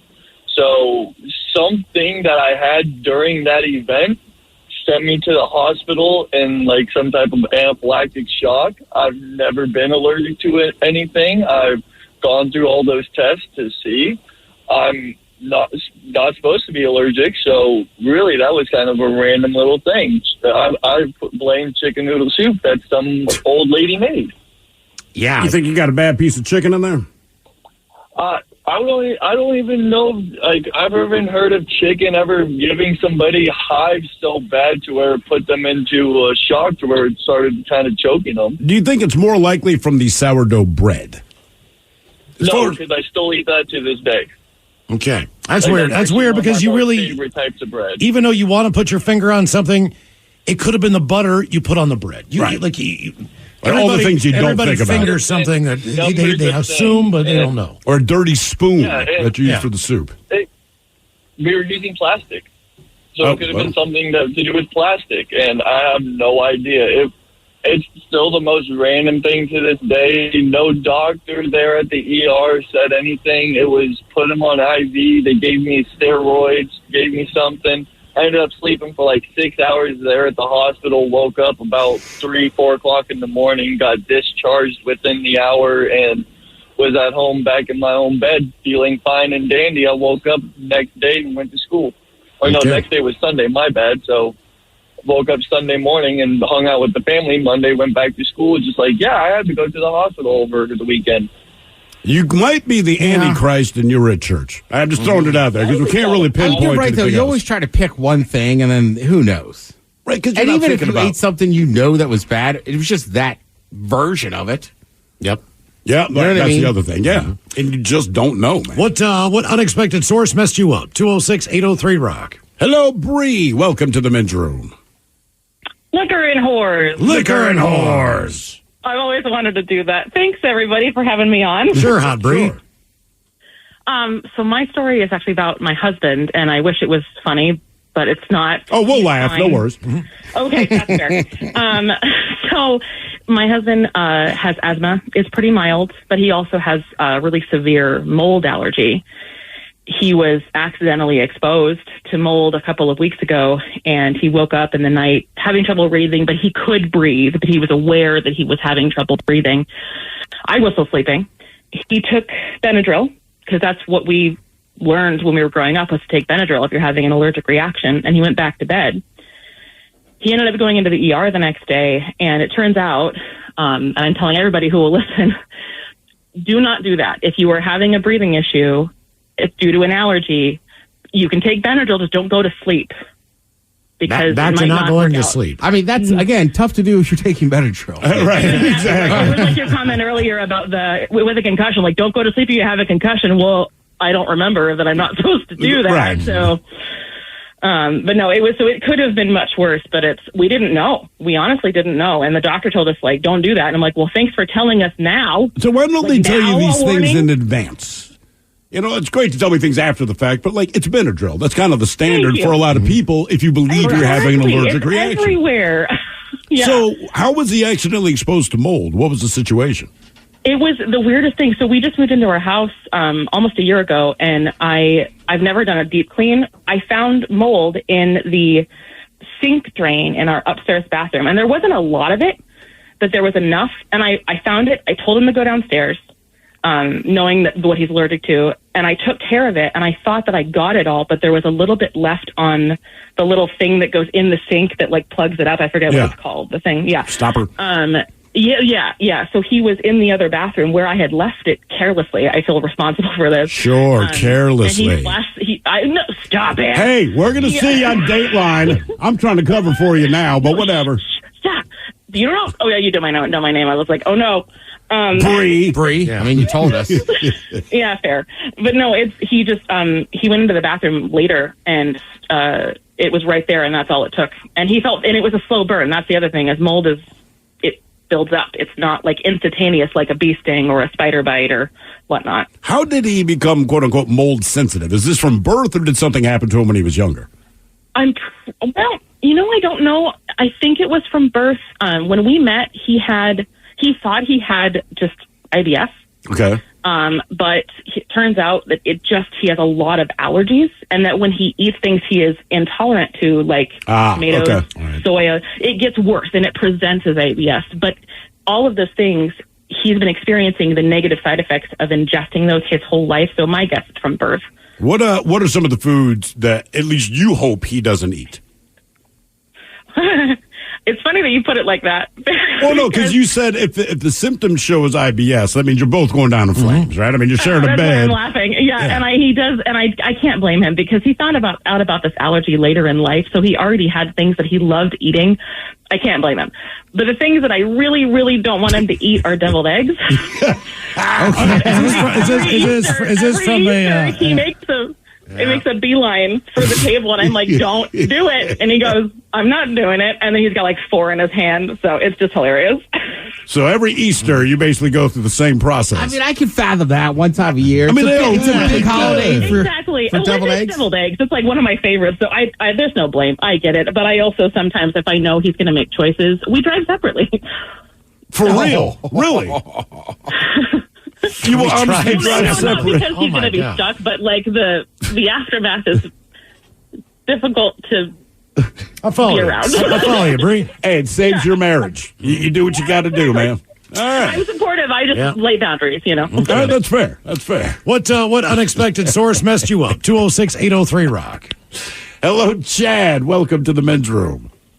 Hey, guys, long-time listener, third-time caller. Hola. Welcome back. Hola, hola.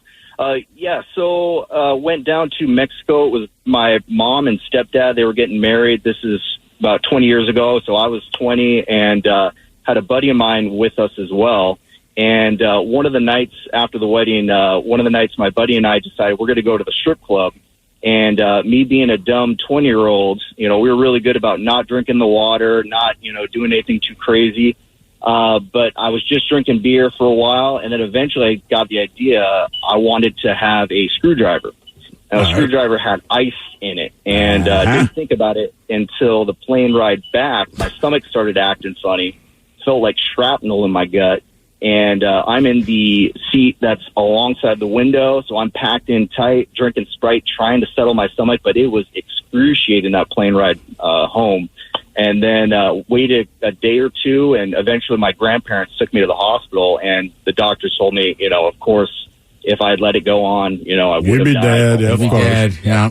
Yep, but it turned out that it was E. coli thanks to that ice. Yeah, that's one thing that because we go to Mexico pretty frequently, and we always remind. It depends where you go. A lot of places will tell you on the menu they have like these UV treatments and stuff on the roof, or they collect water, blah blah blah. But if it doesn't say that, and a lot of times they'll even ask you, like, oh, you're from the States. You're like, yeah. So they'll offer you like, look, we can put ice cubes in your glass, or we can get you chilled bottled water. Yeah, and just take the bottled water, because the ice cubes, because people will get a Coca-Cola or something, honestly, not think about it, drop the ice cubes in there, and it's the same water. Now it melts, and it's in you. Well, most countries also don't understand the concept of ice. Like the United States, we're an ice country, and that's unusual for the rest of the world. So if you go someplace else, that's not normal. Right, they so their ice refrigerate stuff. machines aren't clean. They're, the whole basic premise of it just doesn't make sense. It's for tourists. It's something that you do for American That's it. That's it. Darren Daily, Steve Miggs coming up from the Daily Miggs Morning Show. We will sit and spin with the 10 best 70s TV theme songs of all times. And we've got your emails coming up next from the men's room at KISW.com. With LinkedIn Jobs, we tap into a network of more than 1 billion professionals to help you find quality professionals quickly and easily for any role you need. Marketing wizards? Found them. Software engineers? Found. That project manager I could never seem to hire? And found. LinkedIn Jobs quickly matches your roles with candidates with the right skills and experience. In fact, 86% of small businesses get a qualified candidate within 24 hours. Post your first job for free and get started at linkedin.com/decide. That's linkedin.com/decide. Terms and conditions apply. Love the flexibility of working in all sorts of places? Well, working on the go seamlessly requires a strong network like T-Mobile. We have America's largest 5G network, so whether you're on a video call at the park or uploading large files at the coffee shop, we have the 5G speed you need. Whatever takes you on the go, T-Mobile's got you covered. Find out more at T-Mobile.com/network today. Coverage not available in some areas. See 5G device coverage and access details at T-Mobile.com. This episode is brought to you by Progressive Insurance. Whether you love true crime or comedy, celebrity interviews or news, you call the shots on what's in your podcast queue. And guess what? Now you can call them on your auto insurance too with the Name Your Price tool from Progressive. It works just the way it sounds. You tell Progressive how much you want to pay for car insurance, and they'll show you coverage options that fit your budget. Get your quote today at Progressive.com to join the over 28 million drivers who trust Progressive. Progressive Casualty Insurance Company and Affiliates. Price and coverage match limited by state law. This episode is brought to you by Progressive Insurance. Whether you love true crime or comedy, celebrity interviews or news, you call the shots on what's in your podcast queue. And guess what? Now you can call them on your auto insurance too with the Name Your Price tool from Progressive. It works just the way it sounds. You tell Progressive how much you want to pay for car insurance, and they'll show you coverage options that fit your budget. Get your quote today at Progressive.com to join the over 28 million drivers who trust Progressive. Progressive Casualty Insurance Company and Affiliates. Price and coverage match limited by state law. Love the flexibility of working in all sorts of places? Well, working on the go seamlessly requires a strong network like T-Mobile. We have America's largest 5G network, so whether you're on a video call at the park or uploading large files at the coffee shop, we have the 5G speed you need. Whatever takes you on the go, T-Mobile's got you covered. Find out more at T-Mobile.com/network today. Coverage not available in some areas. See 5G device coverage and access details at T-Mobile.com. What's up? It's your boy, the Ted Smith from the Men's Room. And did you know I have a podcast? Well, I do. The Podcast. New episodes uploaded every Wednesday on the Odyssey app.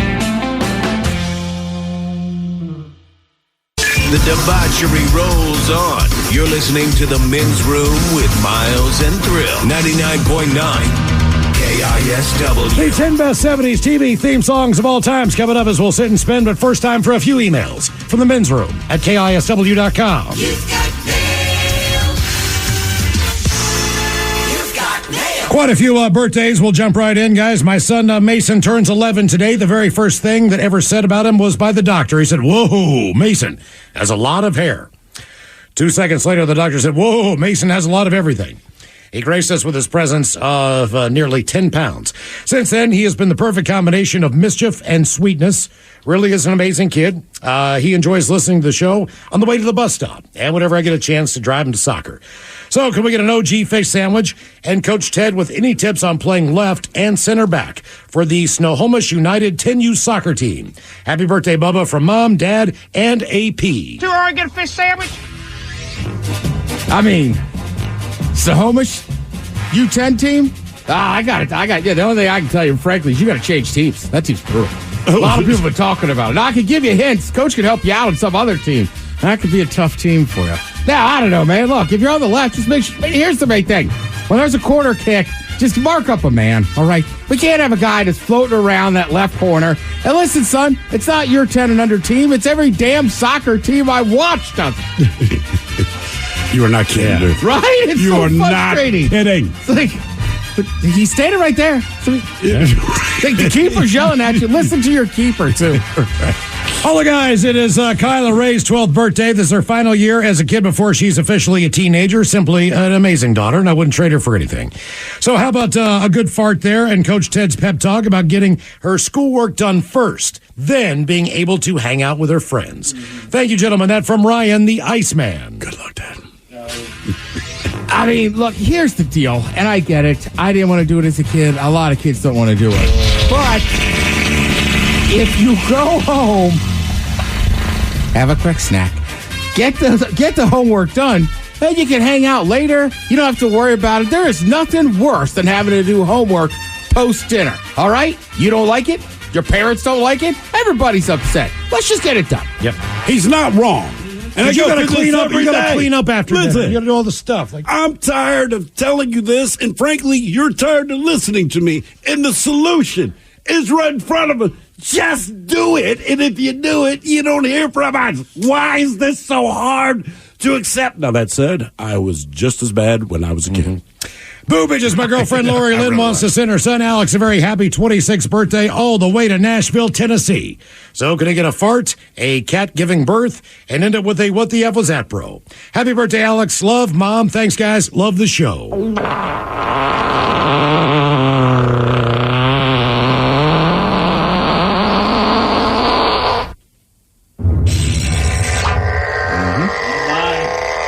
Almost sounds like the fart.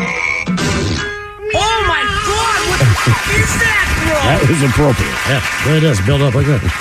Bitches, can I wish my best friend Logan, a.k.a. Jailbait, a very happy Dirty 30? How about the Dirty Germans talking about having a flimsy back? And Coach Ted telling him about 30. And maybe some jokes for Miles about becoming a dad. Happy birthday, buddy. Love you. Lot going on in that email. There is. All right, you're turning 30. Most important is have your friends stop calling you that. It's a terrible nickname. That's not going to help you. You're going to end up in jail. Second of all, look, if you turn 30 today, you already know the secret. You woke up and you're 30. So now you don't have to sweat it. And you won't really care as much about 40. I don't know about 50 yet, but I don't know. 30 seems like a massive deal. Mike and I were talking about it last week. Then you wake up one day, you're 30, you're like, all right. Yeah, I don't know what it is with this flimsy back, but I'll tell you what, it made you a lot more exciting to me. So many more positions we can do. Yeah, this flimsy back reminds me of the time I used to lay with the Dolphins. Yeah, we can do the move that we like in Deutschland called the hard pretzel. I'm still kind of shocked how firm the pretzels were. They really were, man. Okay, you're a dad now, so time for some dad jokes. What do you call it when a male alligator will not mate? What do you call it when a male alligator will not mate? I don't know. What do you call a male alligator when he won't mate? A reptile dysfunction. Ow, son of a bitch. My bad. No, that was good. Jesus. Guys, I just wrote a song about tortillas. You wrote a song about tortillas? I did. It's kind of corny? No, actually, it's more of a rap. Damn. My favorite. Remember this one. What shoes do kidnappers wear? What shoes do kidnappers wear? Sneakers? No. Ted, any guesses? What shoes do kidnappers wear? Slippers? White Vans. Oh. All right. Guys, would it be possible for the captain to send my better half and partner in crime, Barb, pronounced Barb, an Alice in Chains themed birthday shout out? Rock on, my brothers, from the other mothers. That from Pete in Port Orchard. Can I get a fish sandwich? Oh, you know I gotta eat right. Oh, brother, can I have a fish sandwich? You put the cheese and the tartar on the side. Captain. Oh, the captain. Yeah, well, the captain. Oh, that was by Lane Staley during that change. Well, ahoy there. Well, the old Capitan doesn't know much about this poor woman, Alice, or why she's in the BDSM, but it reminds me of the time we found little Debbie all chained up. It was a moment of confusion, and I thought she was in a sea of sorrow. But little Debbie said, hey, we die young, so believe the freak and be the man in the box. And I said, if I would, could you? And she said, get down in a hole. Grunge bag. Guys, my husband Eric listens to your show every day. It's his 40th birthday today, and I want to make it super duper special. Can you give him a big shout out from Coach Ted? That from Stephanie. Super duper. Is there a superhero, the Super Duper Man? Super duper man. Hey, he just hangs out of the corner of your bar. Everybody likes him. He gets along with everybody. What do they just want to shout out because he's 40? Mm-hmm. All right, Eric, shout out. Gentlemen, today is my best friend's brother Trevor's 43rd birthday. He's a good chap, does a damn fine job bartending at the Hillside Bar on Capitol Hill. Loud and proud supporter of the Seattle Sounders FC. So, could the Germans maybe diss the Portland Timbers? I think he would be amused. I'll rock on, and Seattle Sounders, here we go, that from Al. Yeah, as far as the Portland Timbers go, they get so excited when they score a goal. They like to chop a log. Yeah, guess what? They want to chop logs. They can do it with me. See, I think it's so cute when they get all fired up. Yeah. I think up here, it's a city. I always reminds them about like your small town. Yeah, it's like, oh, that's cute. It's like you're dehydrated Seattle. Just add water, you get bigger. Yeah. No, I know. You guys are a real city. Yeah. Portland's like Seattle with ED. Guys, all a 50-second trip around the sun is Hillside, complete. that bar's been there forever. I used to go boozing over there, too. Oh, yeah? Nice. Fellas, long-time listener, 50-second trip around the sun is complete. Can you please give me a Leroy Jenkins and the fish sandwich medley from your loyal listener on Odyssey, the lovely Stacy. Let's do this. Can I get A fillet of fish sandwich. So you know I got I'll have a fish sandwich. Oh, brother, can I have a fish sandwich? Put the cheese and the tartar on the side. I'll have a fish sandwich. Is it too early for a fish sandwich? Cheese and tartar on the side. I smell the fish sandwich. Maybe some relish in the morning. At noon and at night. Can I buy you a fish sandwich? So you don't want a fish sandwich? And one more birthday Ola Pacholas from the Alstom crew in beautiful Hornell, New York. We'd like to wish our coworker and mentor Keith a very happy birthday, guys. The three of us work together like a well-oiled machine. However, we are walking safety violations, and our jokes and comments make us the HR department's wet you-know-what. He started here in 1987 and has 365 days left until we permanently vote him off the island. So how about a Leroy Jenkins, some shotgun gets, and the captain talking about riding motorcycles in assless chaps. Peace, bitches. That from F This Jason and the Trickler. Let's do this. Leroy!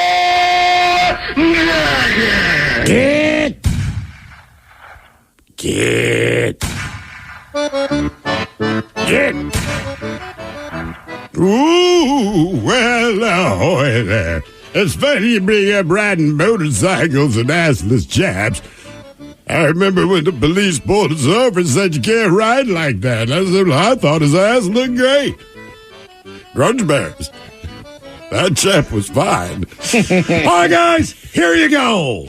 Happy, happy, happy birthday. Happy, happy, happy birthday. Happy, happy, happy birthday to you, to you, to you. Ya's a Dirty Germans brought to you by Men's Room Original Sausage. Available through Uli's world famous sausage, mensroomlive.com, and other fine retailers. Schweinefleisch. Yes, friends, it's time once again for Sit and Spin. Let's gather around the old radio and listen to some swellerific new music. Oh, look who it is. Terry Daly, Steve Miggs from the Daily Miggs Morning Show. Hello. Good morning, afternoon. How are you? Afternoon. Very good. Another long day here at the radio station. Right. Thanks, right. boys. Right. Sounds like it. Afternoon meetings. Well, that's the last thing you got. Aging you out, bro. Oh, it's been a rough go. It's been a rough go. I haven't got a chance to talk to you guys in a week or so. There's a lot of action on the show there. I found out that your husband is getting a vasectomy. This is true. Yeah, that's crazy. Then you have a sister who had a baby. Yes. So at least somebody in the family's having sex. Because I know after a vasectomy, it takes a little time there. Well, that's what I heard. But I also heard that you have to perform certain things in order to get. You got to clean the pipes. Yeah, you got to clean the pipes. You got to roto-rooter yourself. On the other side of the vasectomy, there'll be some things. Sure. That we have to do. Do you just put Drano down the drain and then not put hot water in after? I mean, you got to flush that stuff out. Or just go to Target and buy the 6-pack of tube socks. Oh, that'll work. Either way you want to go. You guys sound like people that have had vasectomies. I have not, but I do a lot of what he needs to do. I'm planning in advance. I also play like one on TV. You're supposed to like count.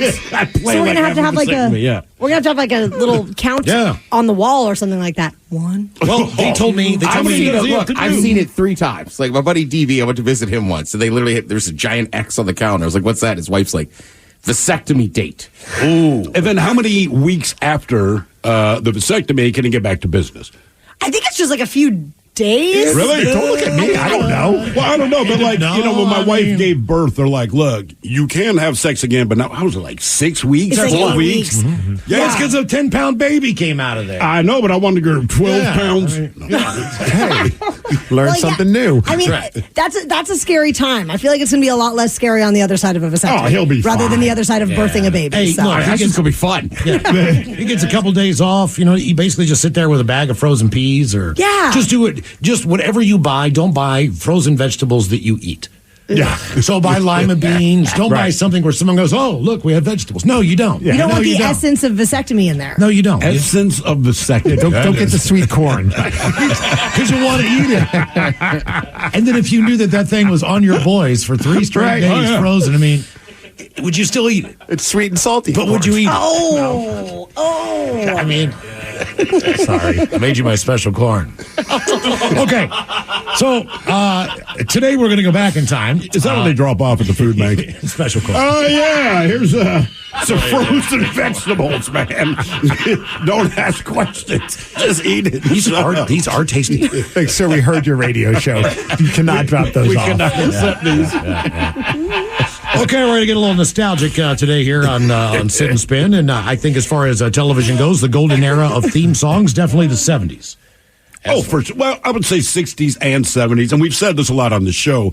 The beauty of television theme songs back then, if it was not an instrumental, was if you've never seen the show, they explain what it's about. Yep, Brady Bunch, Gilligan's Island, they're very stupid, but they tell you this is how dumb this show is going to be. So let's go.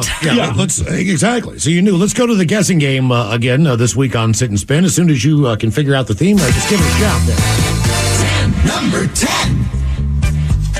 Oh, I know this one. Sanford and Son. Yep, greatest of all time. What is that? I honestly don't know. It's Quincy Jones. So he comes up with all these crazy instruments. And believe it or not, right? So there's a theme song we hear from Sanford and Son. So about 2 years ago, we actually heard the full version of this song. It is badass, man. So I took a piece of the song. I thought this is a piece of it. I'm telling you, if you can find it, it is one of the coolest jams you've ever heard, man. I'm in. Yeah, I'm telling you, you'll love it. I did not know this was an extended jam to this. Yeah, it really is. Let's go. And it's great. These are the 10 best 70s TV theme songs of all time. Number 9. Well, we're moving Oh, on yeah. now. Jefferson. To the east side. It explains the story Yeah, in the correct. lyrics. That's right here. A deluxe apartment. Deluxe. That's what black people say. We say it's deluxe. They don't mention the maid. I gotta do that next time. Next time I'm at Dick's Burgers. Can I get a Dick's Deluxe? Deluxe. Dick's Deluxe. Yeah, boy. 10 best 70s TV theme songs of all time. Number 8.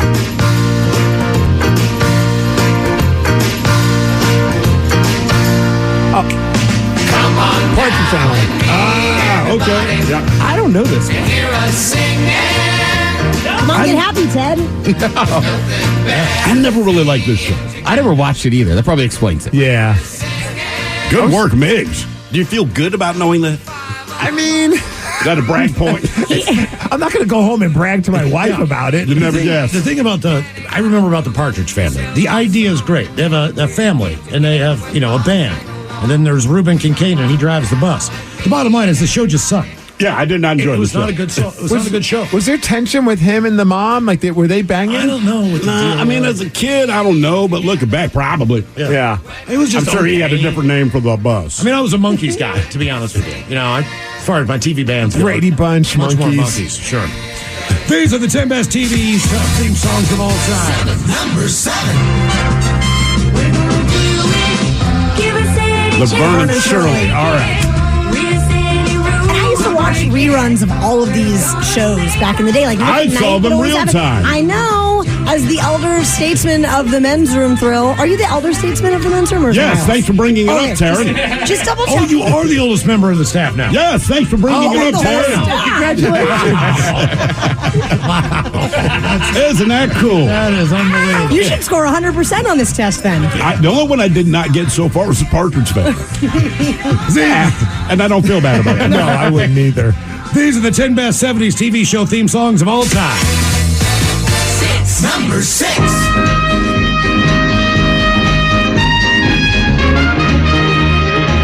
Love Boat? Yeah. It's the start of it. It's crazy. Like, I could sing the song. I'm so unfamiliar with that whole intro.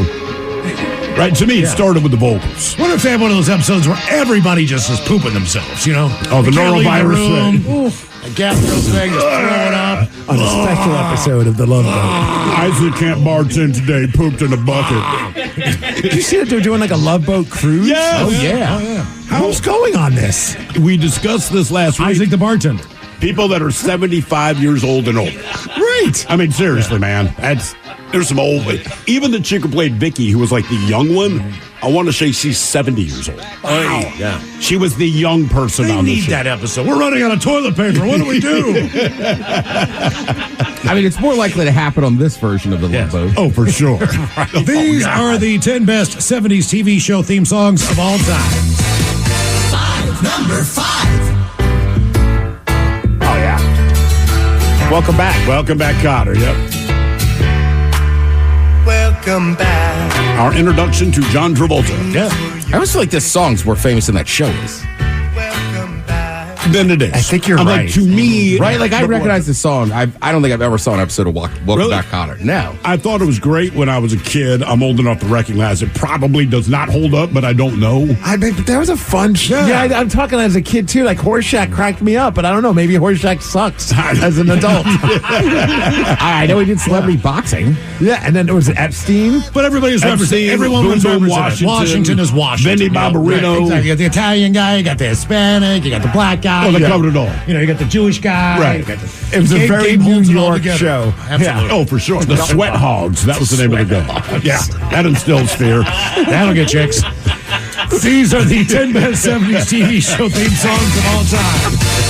Number 4. Sunday, Monday, happy days. Oh, yeah. Wednesday, happy days. Didn't they have 2 or 3 different theme songs? Because originally they were 1 o'clock, 2 o'clock, 3 o'clock rock. You're right. And then they switched it up to this one. Again, right. I'm old, so I know that. It might have been Chuck Haley. Might have been the original. I think Rock it was Around the Clock. original Rock Around the Clock. Right. Originally. Yep. Yeah. 10 best 70s TV show theme songs of all time. Number 3. Now the world don't move To the beat of this one drum, would might be right for you, may not be right for some. Man is bold. He's a man. I'm making it go gospel. I want you and Migs to re-record this as a duet. Hell yeah. Let's do it. Different stroke.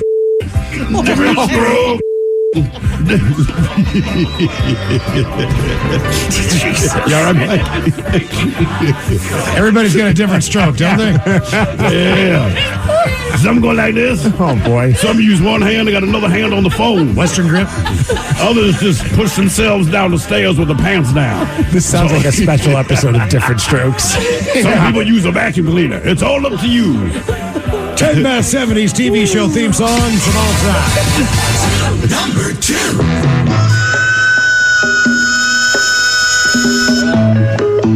The hell is this? This is ringing no bells. How will you make it on your own? You're going to make it after all. Mary Tyler Moore. All right. Oh, wow. All right. And this is one of the best theme songs. I would not have picked that. What are we on, number 2? We are number 2. Yeah. You know why? Because it's Essie. Yes. It's the only one where I'm like, I don't We're think not this saying you're belongs the on second list. best. So We're sad. saying you're number 2. I don't think she's going to make it. No. Is she still alive? Mary Tyler Moore? No. See, she didn't make it. She's not? Oh. Did anyone watch this show? I used to watch reruns of it when I was a kid. Yeah? I saw it because my mom watched it kind of thing, but I don't remember much about it. No. These are the 10 Best 70s TV show theme songs of all time. We've made it to number 1. Number 1. Never wonder. Come on now. Wonder whatever became of me. It's National Radio Day. It's World Radio Day. Yes, it's very different. Very different than National Radio Day. Huh. All right. Yep. So in There we Europe, go. they're celebrating it as well. Yes. Thank you, Steve. It's all the rage. Australia. What about Australia? Africa? Yes. All the Asia. fireworks Let me displays. check. Hold on. Yes. Oh, God. Thank you, guys. We appreciate it. Can't believe I stayed here this late. Daily Mig's Morning Show. Weekdays at 6 right here on The Rock. The shot of the day's coming up. You are listening to The Men's Room. This episode is brought to you by Progressive Insurance. Whether you love true crime or comedy, celebrity interviews or news, you call the shots on what's in your podcast queue. And guess what? Now you can call them on your auto insurance too with the Name Your Price tool from Progressive. It works just the way it sounds. You tell Progressive how much you want to pay for car insurance, and they'll show you coverage options that fit your budget. Get your quote today at Progressive.com to join the over 28 million drivers who trust Progressive. Progressive Casualty Insurance Company and Affiliates. Price and coverage match limited by state law. With LinkedIn Jobs, we tap into a network of more than 1 billion professionals to help you find quality professionals quickly and easily for any role you need. Marketing wizards? Found them. Software engineers? Found. That project manager I could never seem to hire? And found. LinkedIn Jobs quickly matches your roles with candidates with the right skills and experience. In fact, 86% of small businesses get a qualified candidate within 24 hours. Post your first job for free and get started at linkedin.com/decide. That's linkedin.com/decide. Terms and conditions apply. Love the flexibility of working in all sorts of places? Well, working on the go seamlessly requires a strong network like T-Mobile. We have America's largest 5G network, so whether you're on a video call at the park or uploading large files at the coffee shop, we have the 5G speed you need. Whatever takes you on the go, T-Mobile's got you covered. Find out more at T-Mobile.com/network today. Coverage not available in some areas. See 5G device coverage and access details at T-Mobile.com. Coastal Farm and Ranch, with just what the country needs. Join us for Chick Days and Save. This week only, buy 3 chicks, get 1 free, and save $10 off the Double Tough Poultry Starter Kit. Swing by for super spring savings on tools, mowers, soils, mulches, seeds, and more. Coastal Farm and Ranch, with just what the country needs. Get more spring essentials for less now through March 19th. 99.9 KISW. The shenanigans continue. This is the Men's Room with Miles and Thrill. All right, count up minutes. We'll drink and toast with a shot of the day. And we do have your headlines on the way at 5:50. But first, quick check in with Mike Hawk and some of the stories and headlines he is not working on. Thank you, Miles. An independent toy maker made a Tony Soprano-inspired Tamagotchi for the 25th anniversary of the show. I read about that. What exactly? It's what the so animatronic toy? Right. It was those little electronic pets. They were basically egg-shaped little keychains that you could play with, and you had to constantly feed the doggone thing. And like if you were going on vacation, it was a big deal. You had to give it to a friend that would take care of it for you while you were gone. Like this thing seriously needed to be taken care of. Now it's Tony Soprano, so you feed a gabagool. I don't know you're being serious. No, I am being serious. That's exactly what you do. Gabagool. You give it some peppered salami. That's right. Feed me. Scientists think that they found a Stone Age hunting structure in the Baltic Sea. Right there in the bottom. Problem. Yeah. Right. Good work, everybody. Should have built it on land. They'd do much better. Hey, Mike, that's called a fishing structure. We're hunting under the water. This is fishing. This thing doesn't work at all. Parts of California were hit with more than a dozen earthquakes in the span of 25 minutes. Yeah, keep your radio people to let people know what's going on, maybe. Yeah, that'd be great. My God, dude. It peppered that state, dude. Yeah, absolutely. Which I know that they're already kind of known for being one of the quakiest of the states. But absolutely. Got it. 25 minutes, you get like 13, 14 earthquakes? That's not normal. No. That's just the fault just slipping on a whim at this point. Yeah, that's just rocking. That's right. Rocking and rolling. A lot of Super Bowl parties happened over the weekend, and a lot of guests showed up to a lot of different houses. However, some people don't know why they're not being invited back. Maybe it's because you did something rude. Luckily, your boy Mike Hawk's going to teach you. The Men's Room Top 10. The Men's Room Top 10. The 10 rudest things you can do in someone else's house, according to etiquette experts. I don't know if this qualifies, but I like to play a little game I call How Faithful Are You with their significant other. Like, you look really good. When's the last time he even noticed? Damn. Or, I've met your mom. I don't know why he says you're just like her. Or, want to go outside and just talk. Works every time. Note to self. Think twice before inviting VD to your house party. He's letting us know. Yeah, that felt a little personal. Here comes steal your girl. Clearly had somebody in mind. Yeah, we could do that with him if he just had a house party. Well, he's got a new dog, so he doesn't want to create an issue there. Maybe I'll take the dog home. So these are the rudest things that you can do in someone else's house. Have you guys ever had a house guest that just you wondered why they thought what they did was okay? I mean, not recently, but yeah. Thank you. I was just about to say, I feel like the older you get, the less that happens. Sure. But you're right. There's definitely been times where I'm like, God, this person kind of sucks. Why did you think that was cool? Yeah. Right. What are we doing? I got to pay to live here, man. Right. You punched out the TV because your team lost. What the hell? Yeah. I believe all those people want new TVs. I hope so, Miles. As affordable as they are, like, okay, after the Super Bowl, I'm going to go. That's when they go on sale. I'll go buy a new TV. Oh, why wouldn't just buy a new TV? Right. Because most people, because if it's me and you broke it, I go, that's on you. You are not getting a TV. Yeah. Last on the list of the rudest things that you can do in someone else's house, showing up empty-handed. Says, as a guest, you should arrive with a small gift for the host. And Ted, you're actually the one that kind of tipped me onto that. Like, if you're going over to somebody's house, buy a little bouquet of flowers for the wife. Get him a bottle of something. Bottle of wine, 6-pack, whatever. Yeah, don't walk in with your penis in your hand. That doesn't count. It's a gift for you. It's a gift. Yeah, especially don't be talking trash when it's like 2 hours for the Super Bowl and you didn't make anything.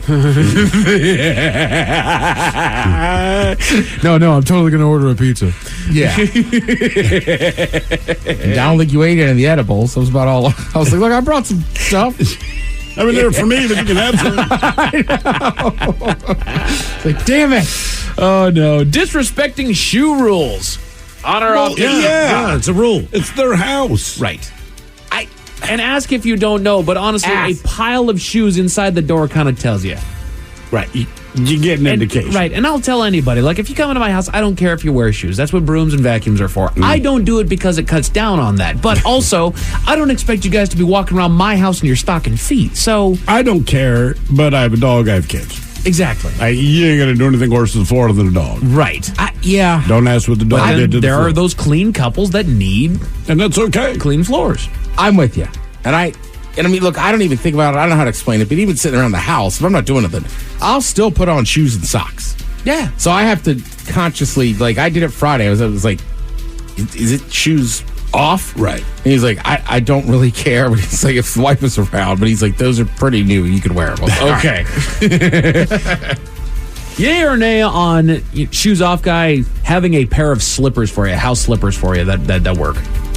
If you require me to wear them, I say nay. That if way you're it just offering keeps you them from to walking me, in your all right. stocking feet. Yeah. I mean, it's a nice touch. It's unnecessary, but, you know. It is. And I think that slides. also depends on, like, are we spending a lot of time outside? Yeah, fair call. Right. Like, I have one buddy that his house is pretty, like, it's fine, but they're a non-shoe house. But we spent a lot of time going back and forth outside looking at the barbecue. So he'll just bring down a pair of slides and go, here you go. There you go. That makes sense. I got new carpet about a year ago. I made it a non-shoe house for myself. There you go. What a difference in just how clean my house is now. Sure. Yes. Compared. Yes. You're not a big shoe guy anyhow, though. I normally put on flip-flops. Yeah.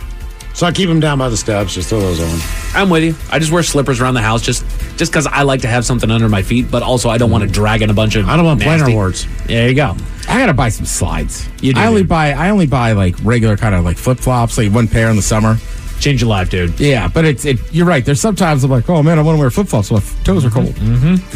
Feeding the dog. Well, yeah, man.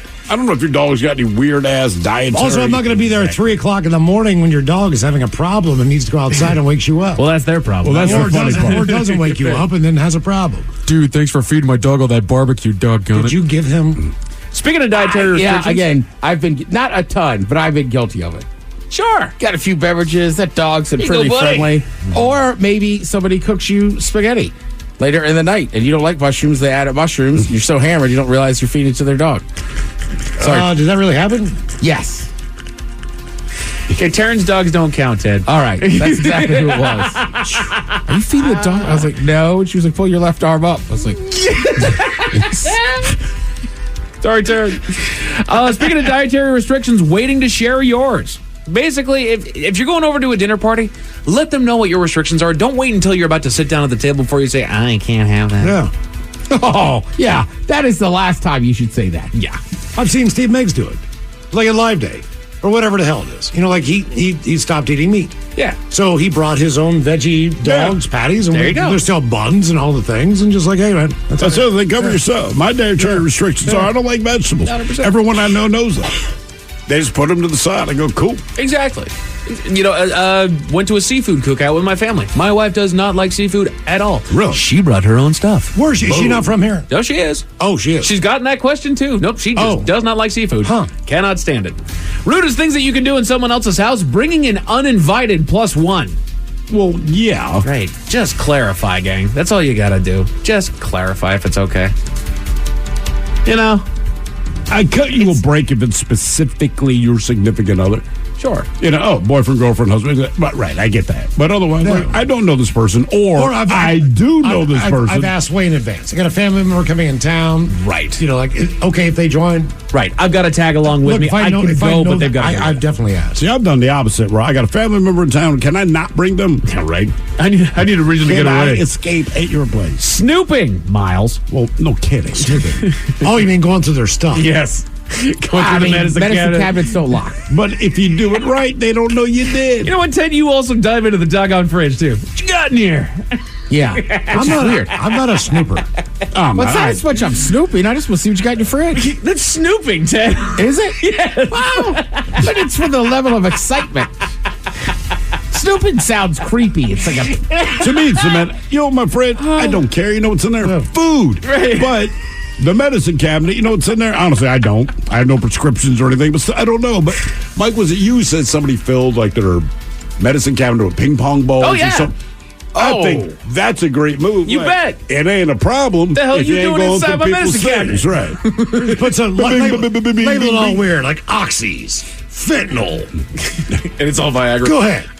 I'm going to put a big-ass bag of, flour in there. Yeah, it's all Flintstones chewables. And then someone comes back and goes, really, dude, Flintstones chewables? And you go, really, dude, snooping through my... That's right. What are you doing?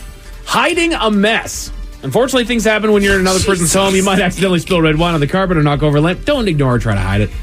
Just tell them about it. I will put a sofa cushion over the spilled chili in a heartbeat. Right. I understand you're going to panic. That's fine. But then calm down and tell them what you did. You're an adult. It's all right. That's happens. And I think the natural reaction, especially here at somebody else's house, you're supposed to be like, oh, right. My bad. Something spilled. Exactly. Dude, I did it recently, and I got a stain out of a carpet that they didn't think that I can get a stain out of. I was a hero that night. Was it like a challenge? It was bad, dude. Okay. It was bad. I forget what it was. I think I spilled something red on a very white rug. First of all, if you're on a very white rug, you're taking your chances. You are. And they were going to throw it away as it was. They already ordered a new one. All right. But I cleaned this doggone thing, and I cleaned it right. I know how to do this, and I got that stain out. I felt so proud of myself. Yeah, I was going to say, I think you feel worse. I mean, look, you don't want stains in your own rug. But, I don't know, if you spill something, you'll clean it. But, if I spill something at somebody else's house, we got to get on this ASAP. Exactly. Although, if you want to make it uncomfortable, hey, man, I just went to your bathroom. What gets semen out of bath towels? Right. But then the rudest thing that you can do in someone else's house, according to etiquette experts, overstaying your welcome. Know when it's time to leave, gang. And if the host has sleepies in his eyes, time to go. If you're a good host, though, you'll ask them to leave. Yeah. If you're a really good host, you'll tell them to leave. I'm about to say, I feel like Ted's good about that, too. All right, I'm kicking you guys out. Yeah, time to go. But I live here. You said you were staying the night. I always have a rough estimate of what, especially something like Sunday football. It's like, all right, late game starting, you got to move. Right. The only problem that I have with hosting to where people are staying the night, I am always the first to bed. I am not a night owl. I do not stay up at all. 10 o'clock hits and I'm already looking for bed. Mm-hmm. So I'm a night owl. Lame that way, but yeah, and that's the other too. When I'm hosting, I don't mind. I might find it funny that you sleep on the couch and not in the extra room, but I don't care. You can stay up and watch TV. Sure. A woman in Florida went to the hospital. Snacks. I hate to wake you. Can I have some of that ice cream? I'm in the having a freezer? sweet tooth thing going on. Can't sleep. I have a sweet You have a tooth salt and a chocolate. Bro, I saw this really nice whiskey over there. You mind if I dive into that real quick? I wouldn't tell you that. You'll find out tomorrow. That's like cocaine. It's just an empty bottle. Oh, you'll know. That's the issue. That I would notice. If you go in my pantry and take some snacks, I'm not really going to notice. But I know the level of whiskey on that bottle of High West I've been holding on to. Dude, that's the Gentleman Jack. What the hell? A woman in Florida went to the hospital for injuries that may have ultimately saved her life. Why is that? Tell you all about it at 5:50. Thank you, sir. Headlines are coming at 5:50. In the meantime, let's get a contestant on the line for Profile This at 206-803-ROCK. Have we made it to drinking time? This episode is brought to you by Progressive Insurance. Whether you love true crime or comedy, celebrity interviews or news, you call the shots on what's in your podcast queue. And guess what? Now you can call them on your auto insurance too with the Name Your Price tool from Progressive. It works just the way it sounds. You tell Progressive how much you want to pay for car insurance, and they'll show you coverage options that fit your budget. Get your quote today at Progressive.com to join the over 28 million drivers who trust Progressive.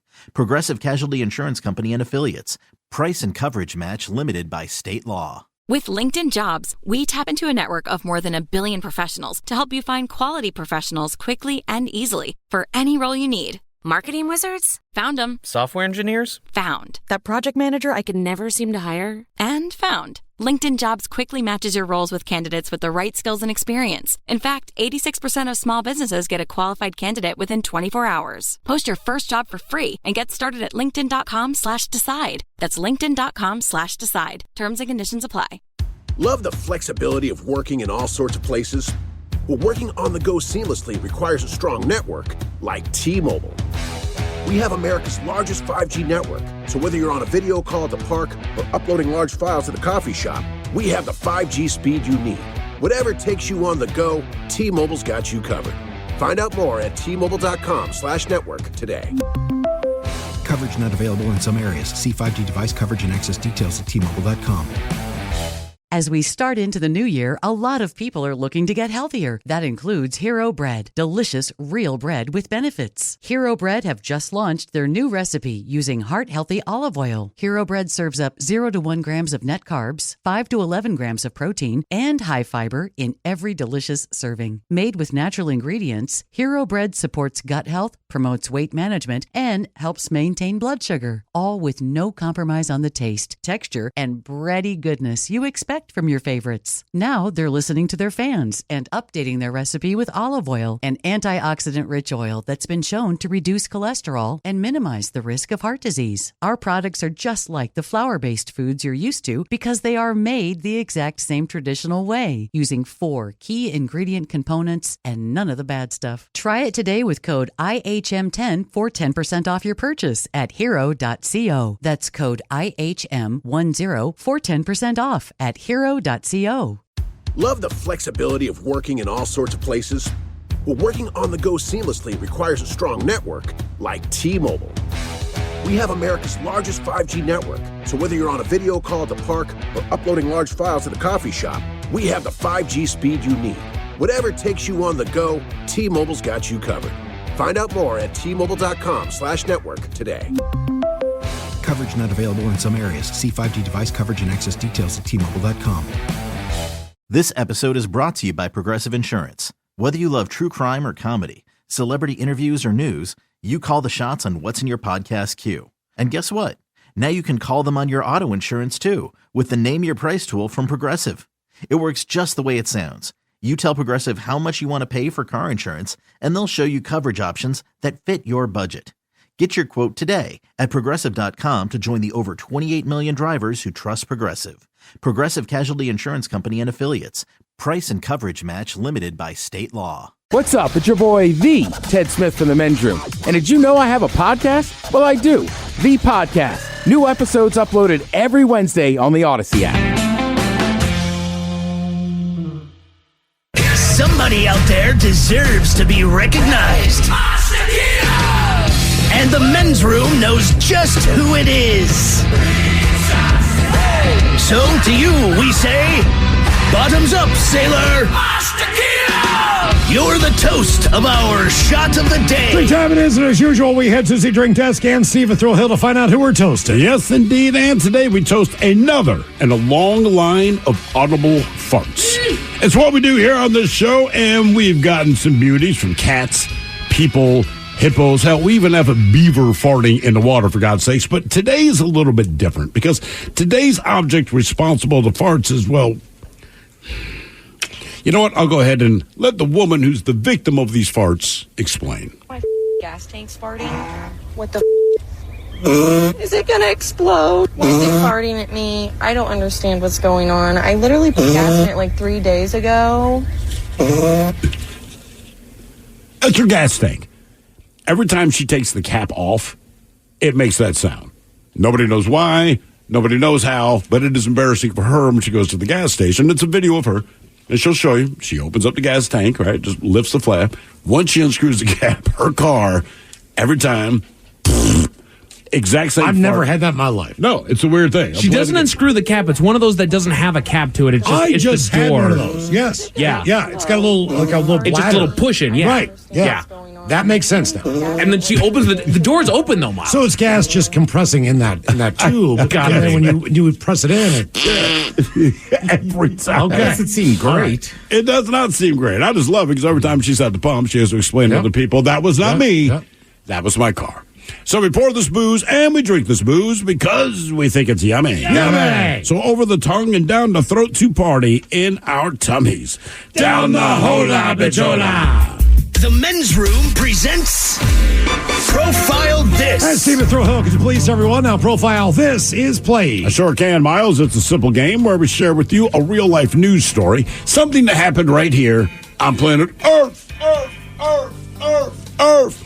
And as you listen to the story, based on the stereotypes you believe to be true of people and the decisions that people make, we'll ask you what it is you think makes the story a story. Hello, Jamie. Welcome to the Men's Room. Hola. All right, Jamie, you understand how this here game is played? Yes, sir. Fantastic. You have your choice of one of three stories. Today, we offer you the wonderful world of drugs. We have interior decorating, where you guess the foreign object that ended up on the inside of someone. And finally, animalize this, where you guess the animal responsible for causing the problem.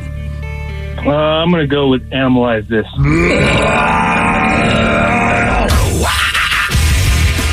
All right, here is your story. We go to the fine state of Maryland, where veterinarians performed surgery on an animal to remove a gear shift knob it mistakenly swallowed.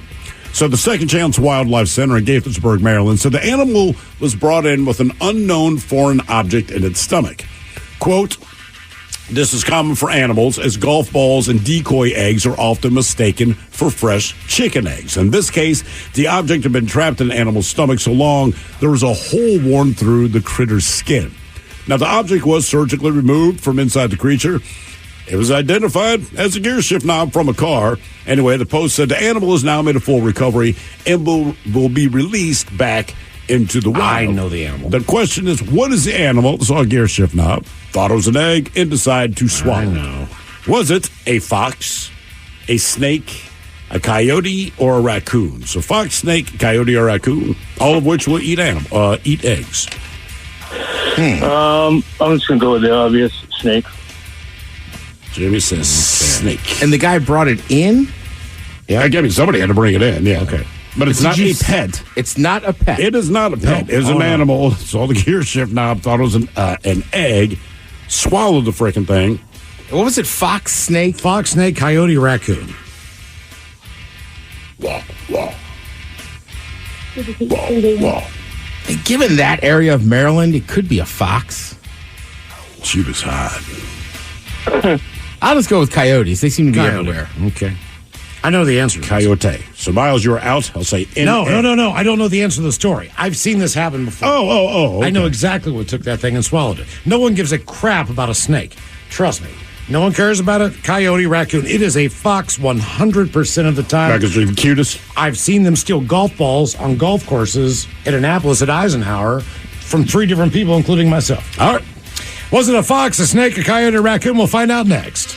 That was a tease. With LinkedIn Jobs, we tap into a network of more than 1 billion professionals to help you find quality professionals quickly and easily for any role you need. Marketing wizards? Found them. Software engineers? Found. That project manager I could never seem to hire? And found. LinkedIn Jobs quickly matches your roles with candidates with the right skills and experience. In fact, 86% of small businesses get a qualified candidate within 24 hours. Post your first job for free and get started at linkedin.com/decide. That's linkedin.com/decide. Terms and conditions apply. Love the flexibility of working in all sorts of places? Well, working on the go seamlessly requires a strong network like T-Mobile. We have America's largest 5G network, so whether you're on a video call at the park or uploading large files at a coffee shop, we have the 5G speed you need. Whatever takes you on the go, T-Mobile's got you covered. Find out more at T-Mobile.com/network today. Coverage not available in some areas. See 5G device coverage and access details at T-Mobile.com. Shall I take your order, or do you need a minute? Yes, I'll be ready. Just buying a car on Carvana. What? It's super convenient. I already got pre-qualified in 2 minutes. All I had to do was answer a few questions. What? That's handy. Yeah, now I'm customizing my down and monthly payments. What? That's an exquisite deal. And just like that, Carvana's delivering my car in a couple days. What? Oh, yeah. Sorry, I'll have the burrito. Visit Carvana.com to finance your next car. Financing subject to credit approval. Delivery fees may apply. 99.9 KISW. We return to the men's room with Miles and Thrill. Categories analyze this on Profile This. We got a Maryland vet that had to remove a gear shift knob from an animal that swallowed it. Was the animal a fox, a snake, a coyote, or a raccoon? And that is the very question that we posed to our friend Jamie here. Let us start with Ted Smith. You went with a old coyote. I did. Miles Montgomery, you swore up and down. I know the answer. You did. It's a fox. Said, I know it. I know this. I had one steal the ball from me. A text came in, said I saw a fox steal my golf ball, etc. Oh. And they're cute. Right, which is typically how humans determine what animals we want to help out. And Jamie, you went with the least likely, a snake. You are correct. You've got to be kidding me. Nope. Somebody took the snake in. They did the X-ray. There's the golf ball. They took it out. Or the gear shift. Or the gear shift, and released it back into the water. Yeah. Okay. Now for all TV news all time for TV Time with Ted. And now, because your pathetic life is confined to countless hours in front of a talking box, the Men's Room presents TV Time with Ted. All right. Your choices. You got Stephen Colbert. Okay. Tomlinson. Taylor. The Jimmys. Fallon and Kimmel. Seth Meyers. Yes. Or Ted Smith. Is it Ted or is it late night? It's right there. The title. These guys have talents and teams of writers come up with their monologues each and every night. It is up to you to determine, is this an actual late night joke and from whom, or could it be a The Ted Smith original? It's New York's Fashion Week, and this year, baby bumps rule and tots are taken to the runway as fashion celebrates motherhood. Yes, the fashion industry salutes mothers everywhere because you can produce children with the tiny hands that can really work the looms real good.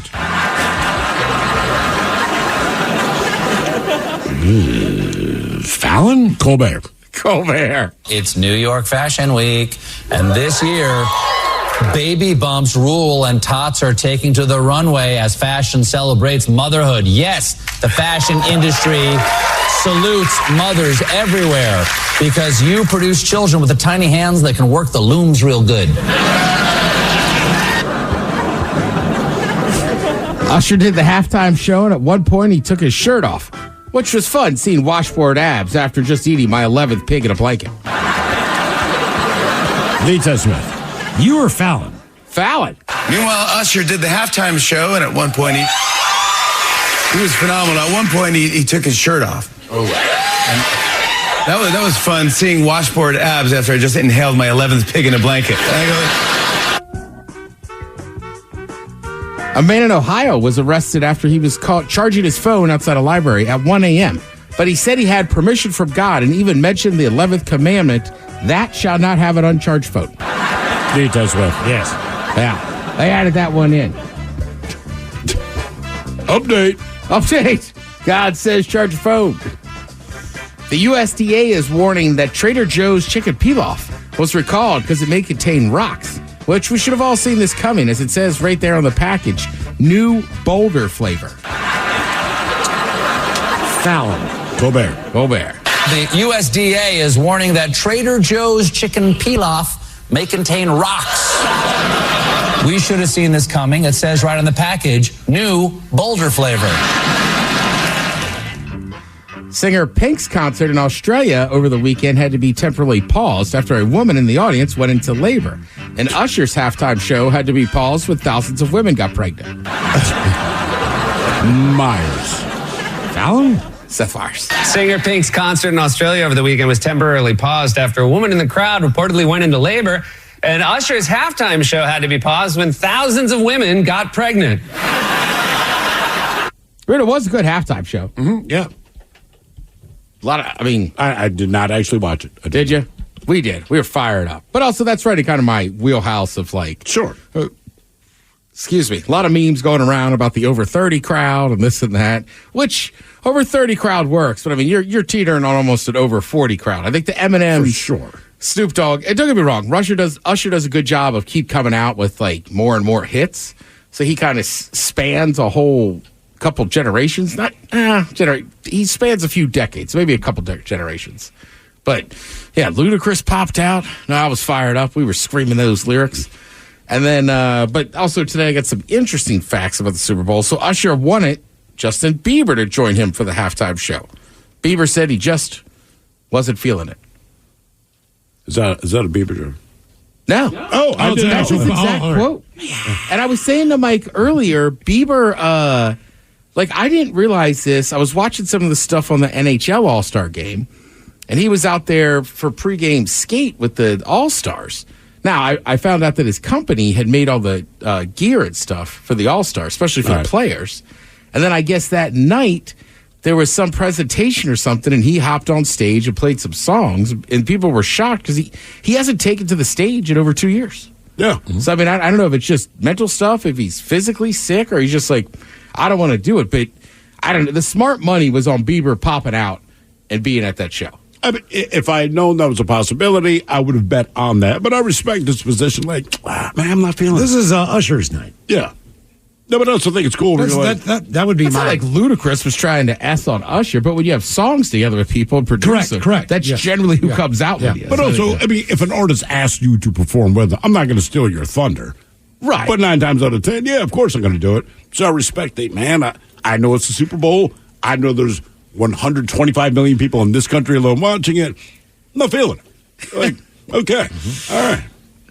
Super Bowl 58 averaged 123 million viewers, making it the most watched Super Bowl ever. Last year's Chiefs-Eagles game set the previous record. Look, a lot of people... And look, I don't care about Taylor Swift either way. Well, that's a lie. I'm pro. I was wearing a bracelet all day. I don't know that I could credit all that to the Taylor Swift effect, mainly just because football, whatever you hear on the internet or hear people say on certain stations, they're lying. Football's popularity is not going down. It is going through the roof. Yeah. So, like, I think Taylor Swift helped. I saw some videos of, like, getting, dads with their daughters or girlfriends that might not have cared. But honestly, that's just kind of what the Super Bowl does. If it had if it had 123 million viewers this year, I'll set the over at 26, 27? I'll say 135 for next year. Yeah. 135. And look, I mean, she has an effect, but you're talking about something that's already so popular that, no offense to her, but her effect on that is negligible. It's like saying, hey, man, we're going to pay you $10 an hour. Hey, Taylor Swift is here. We're going to pay you $11.50 an hour. It's good. You're happy to have it, but like this is something that's already self-sustaining. It does not need outside. I'm happy that works out, brings new fans to the NFL. Sure. All that stuff. Well, In my mind, I know what Taylor Swift looks like. She's a beautiful woman. She's very talented, obviously, does everything she does. I'd say, give me the Blake Lively effect. Put her in a suite and then show her for 10 seconds in a 3-hour contest, and I'm on. I mean, I just, and look, it's just me. Wow. I do not care about Taylor Swift one way or another. I'm not pro, not con, just she exists. She does good for herself. I'm happy for her. Means nothing to me. I could not name a song. I know some names of songs, but I can't identify her ever. Well, we had a nice little drinking on. game out of it, too. Our buddy who's got lovely handwriting, had make like a sign, and it was just like, if they show her on TV, let's like take a drink, if they mention her, like if they use one of her songs. And then the one I really like that said, if you say, I hate Taylor Swift, then you have to drink yourself. Yeah. This is what I realized about the Taylor Swift effect. You realize it's more the broadcasters that are enamored by this than the fans. Right? There's some fans that are excited. Some fans are not excited. It's just Taylor Swift. It's like all the BS around it. It's not new. When you're announcing a sports game, when there's celebrities in the crowd, you point them out.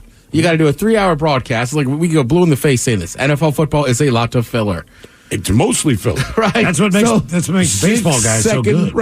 Right. When you listen to a lot of the baseball guys, like those guys, I can't remember their names, but they did Braves games forever. And everybody got TBS, so you would hear them. But you're right. That's what made them really good. And sometimes when you see highlights, especially when you're in like July, late June, especially like that kind of the late July, August, what they call the dog days of summer. Yeah. Those guys are broadcasting, 5 days a week? Your team might be getting blown out. It's getaway day. Your catcher's already on the team bus. Vince Scully would tell a story the last 2 innings. I'll tell you the rest of that after the... they were all captivating. Again, these some crazy things for the Super Bowl. I like this. In 2019, someone pointed out that Patrick Mahomes had thrown 36% of Troy Aikman's career touchdowns in roughly 8% of the games he played. Troy Aikman came over the top on Twitter and said, talk to me when he's got 33% of my Super Bowls.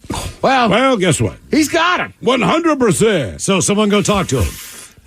He has 100% of your Super Bowls now. But I'm still stoic Troy Aikman. Hey, look, in Troy's defense, I don't think you saw... Look, I remember the Chiefs winning that first one and people going just insanely about Patrick Mahomes. Yeah. And in my head, I was just like, he just seems so young. It feels early to be saying he's going to be that great or this or that. And now I'm like, yeah, I get where Troy Aikman was coming from, but I mean, that team has a lot of turnover, and it's really him and Andy Reid, Travis Kelce, and Jones on defense. What I like that Patrick Mahomes said, all the pregame interviews and all this stuff, and They just said, hey, man, and basically what you're saying, Ted, like there was a moment where you were awesome. Everyone's excited for you. This year, you became the villain. And he kind of smiled and said, we actually kind of heard it and felt it this year. Yeah. We're the villains. But his point was, he's like, man, if I'm the villain because I'm so successful, he's like, we're okay with that. If you go down in history, we're the most hated team because we beat everyone and keep winning the Super Bowl. Right. He's like, that's okay. You can be the hero, Josh Allen, and never win anything. Good for you. I want to win Super Bowl rings. That's what we do. And he's like, cool. We'll be the villain then. Right? I'm like, I get it. I'd rather be the villain. Look, the reason I would want to play football is to win the Super Bowl. I assume that's every player's goal. He keeps doing it because he's that good. So he's like, all right, if I'm the villain, okay. And it's right. It's wild, too, especially with that 3. Like, you think of the Patriots having, when Brady's there, having 6 titles. Mm-hmm. But also, like, I kind of forgot, there's almost like 2 teams. There's like that first team with Teddy Bruschi and Vrabel and all those guys. Then they completely turn over. Right. The only constant really is Brady and Belichick. And then, and they're still good in those years in between. Gronk, they were never bad. I forget Randy Moss played there. He never won a title there. No. He was that close. And then they get to that second version of it, and it's right. Like every other year, they just went and won. That's what. So be the villain. It's like, cool, man. I tried to wave at you, but my hand's so heavy from all these rings on it. Deion Branch years before he came here, they were all good. Yeah. And I think Deion Branch went back. Yeah. I don't blame him. Yeah, you're trying to win a ring. Exactly. That's the goal. I always forget that you subbed out white guys for receivers. Right? Because who was like the original, like kind of fast, speedy white guy? He ends up playing down in Denver. But he doesn't for the Patriots. But he didn't get a Wes Welker, a ring. Or who'd you say? Welker got him. Wes Welker.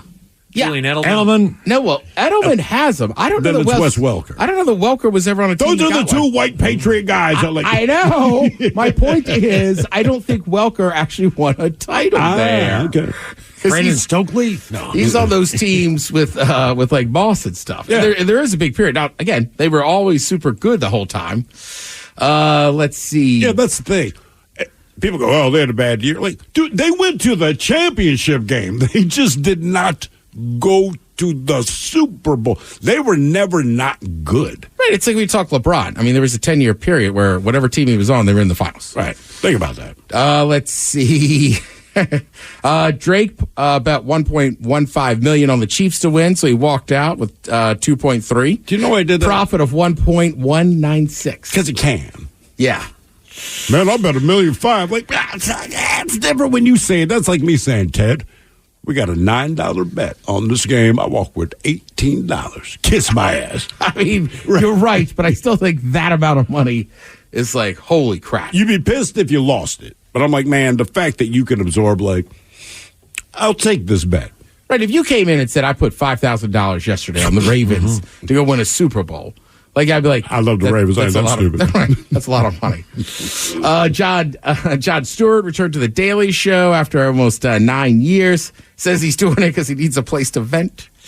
Obviously, the big news here is that they're not having a host. They're going to keep rotating people in and out. He will host on Mondays. He took an executive producer job there. Okay. So, I know, when you first saw that news, it was just like, John Daly back on The Daily Show. It's like, on Mondays. But I would... Stewart. John Daly, I would watch that. That would be fun. For 3. Right, yeah. And that show takes in Hooters and Coors Light in the evening. Okay. He would have a tough time. Jon Stewart, I would imagine, will probably stay on through the election. He might show up a few more days a week or whatever. But also, like, Daily Show, like, hire a host.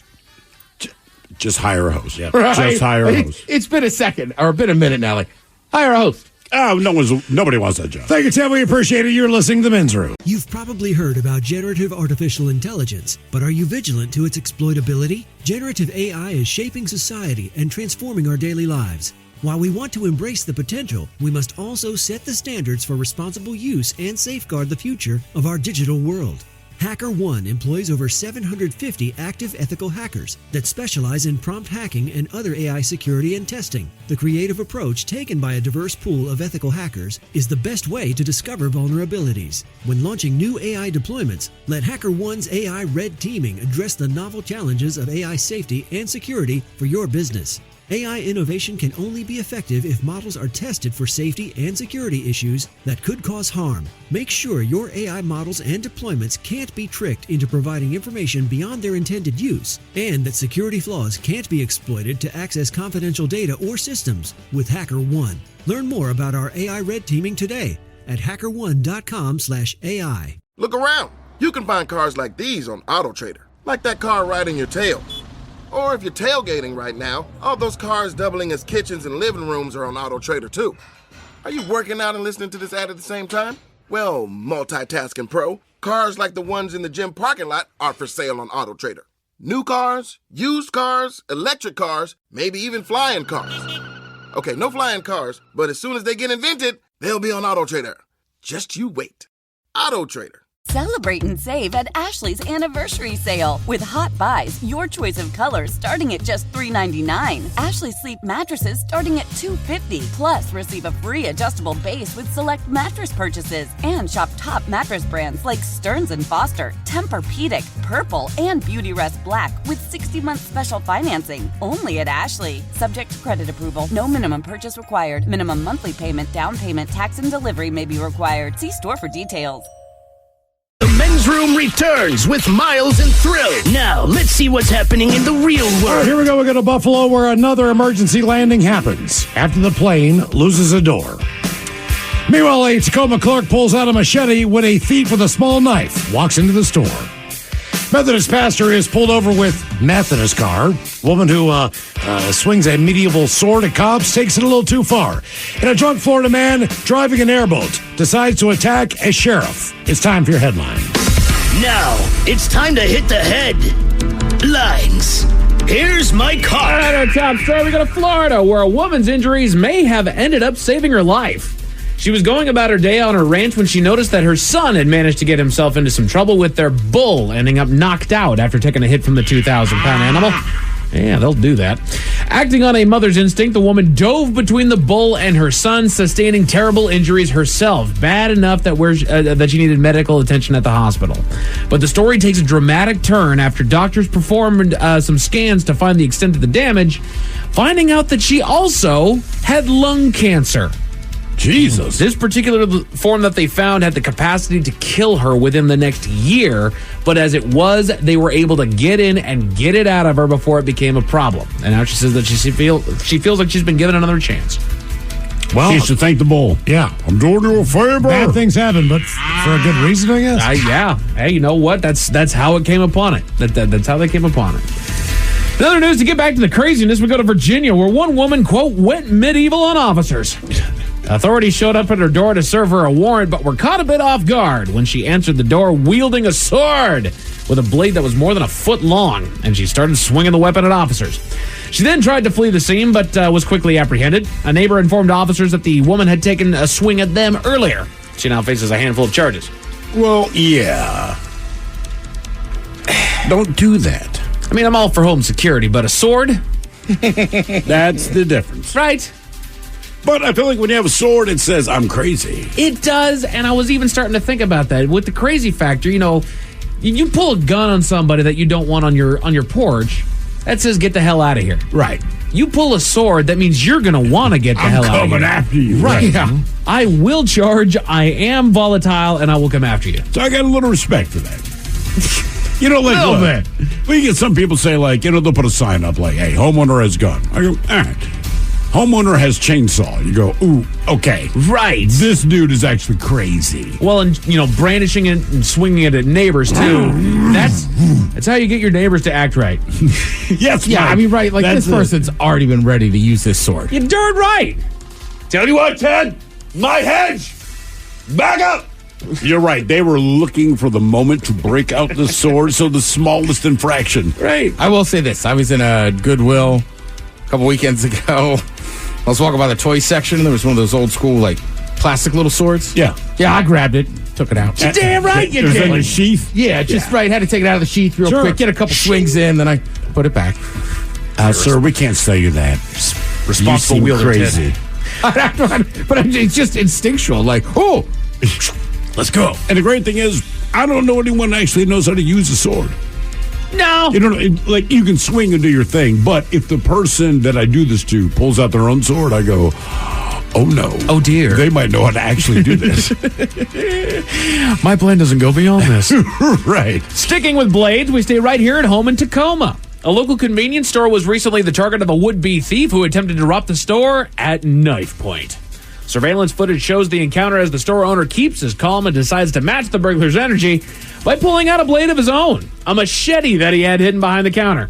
He told the media that he didn't intend to actually use it, but he did want to scare the thief, which he did. The robber took off running without, after laying eyes on the blade. You don't intend to use it, but if you threaten my life, I'm going to. Nobody intends to use their weapon. As they used to say, now that's a knife. Right. Exactly. I mean, I do own a machete, but same thing. It just kind of stays in a certain spot. But would you think you're successfully going to rob a store? No, that's With like something last stabby, case like- scenario. Yeah, like, Somebody's bro- in my place and I got to hit him with a machete. Yeah, like if you don't have a firearm and you're going to try to rob a shop, in my opinion, it's not going to end well for you. Right. And, like you got to know how close to me do you need to get to make that effective? Exactly. I want you to think about this before you make that move. And it ain't going to understand, end well. I'm just going to start swinging wildly. You're going to get cut a lot, man. Yeah, this does not end well for you. Right. It's going to be bad. More fun with the airlines. A plane made a safe landing in Buffalo after losing the rear passenger door mid-flight. Of course. Jesus. Luckily, it was a private plane that was occupied by a pair of passengers at Luckily? the time. It was just a private plane. What's There's wrong? Why is that lucky? There's only two people in the plane, Miles. This wasn't anything major that I... Because our local company so can no say, one, ha-ha. okay, so no Exactly. one has to hear that. No injuries were reported, and they're still trying to track down the missing door. Okay. Good job, gang. I'm glad that makes you feel better. And just in case those stories left a bad taste in your mouth, Thankfully, there's good news. we go to Miles' home state of West Virginia for a good news story. Miles, Get out of here. good news story. Miles, What? have you heard of Mr. B's chips? Yes. Mr. B's chips. Mr. B's Yeah. chips. They're Mr. B's. great. It is. They are made right there in West Virginia. Mm-hmm. Well, they were recently featured in the local news as they've just created a new flavor of potato chip for their lineup, a biscuits and gravy flavored chip. All right. Yeah. If it's they accurate. partner with Tudors. They did. Tudor's Biscuit World, which is another West Virginia company there. And they also they partnered with Make-A-Wish West Virginia so that a portion of each bag sold will go to the local Make-A-Wish Foundation. You know what the wish is? move. You know what the wish is? Yeah, exactly. Get the hell out of West That is Virginia. the wish. That is the wish. I wish I didn't have the opportunity to eat this chip. I wish I did eat biscuit and gravy chips I wish to Mom support didn't my just dream. give me this for dinner instead of like a pot pie, Mom. I wish I had to order these online. Yeah. I wish I wasn't hungry. I wish I wasn't hungry, Mom. I'd love to figure out what these chips are, but I can't read the bag. Are they good, Miles? Oh, they just came out. No, I'm just saying. Like, Oh, you- Mr. B's is great. I mean, like, would you eat those? Oh, yeah. No, I'm saying the chips are great. Like, Yeah. Like in Pennsylvania Dutch, like All the right. whole area is like pretzels, chips, you know. Oh, yeah, the chips are great. Yeah, I wish I didn't live in a trailer with no windows. Oh, my But the chips are God. great. Yeah, The chips are fantastic. The only chip made in West Virginia. What do you know? exactly. I wish I had Pringles. They cost for them. I won't buy them. Thank God for Mr. Chip. I wish my macaroni and cheese had milk or butter. Make a wish West Virginia style. I want to lay some hamburger in my hamburger helper. I just have helper. They just boiled Maybe I'll fry the bologna so it tastes better. Oh, my God. What's a peanut butter and jelly? I wish I had shoes. Oh, damn, Miles. They weren't for my brother. That's not a joke. Men's Room Sports. There's college hoops on the ESPN channels, CBS Sports and FS1. You've got NBA basketball on TNT, and the Trailblazers are over on Root Plus if that's your speed. Tonight, your Seattle Kraken currently underway in New York, taking on the Islanders as we speak over on Root Sports. Doggone it, they just tied it up 1-0. But I have no way of knowing that. As far as your weather, looking to dry and cool tonight into tomorrow, where we can expect clear skies and high 40 temperatures until tomorrow night, where we're going to have a little bit of rain tomorrow night. But that's about it for your headlines. With that, Mike Hawk is out. West Virginia, where they had hand-me-down shoes. Thank you, sir. We appreciate it. We'll see you next time for the return of Who Sucks Less. Kevin Deere's up next. Yes, indeed. It's all true. But in the meantime, well, we be all about this bitch.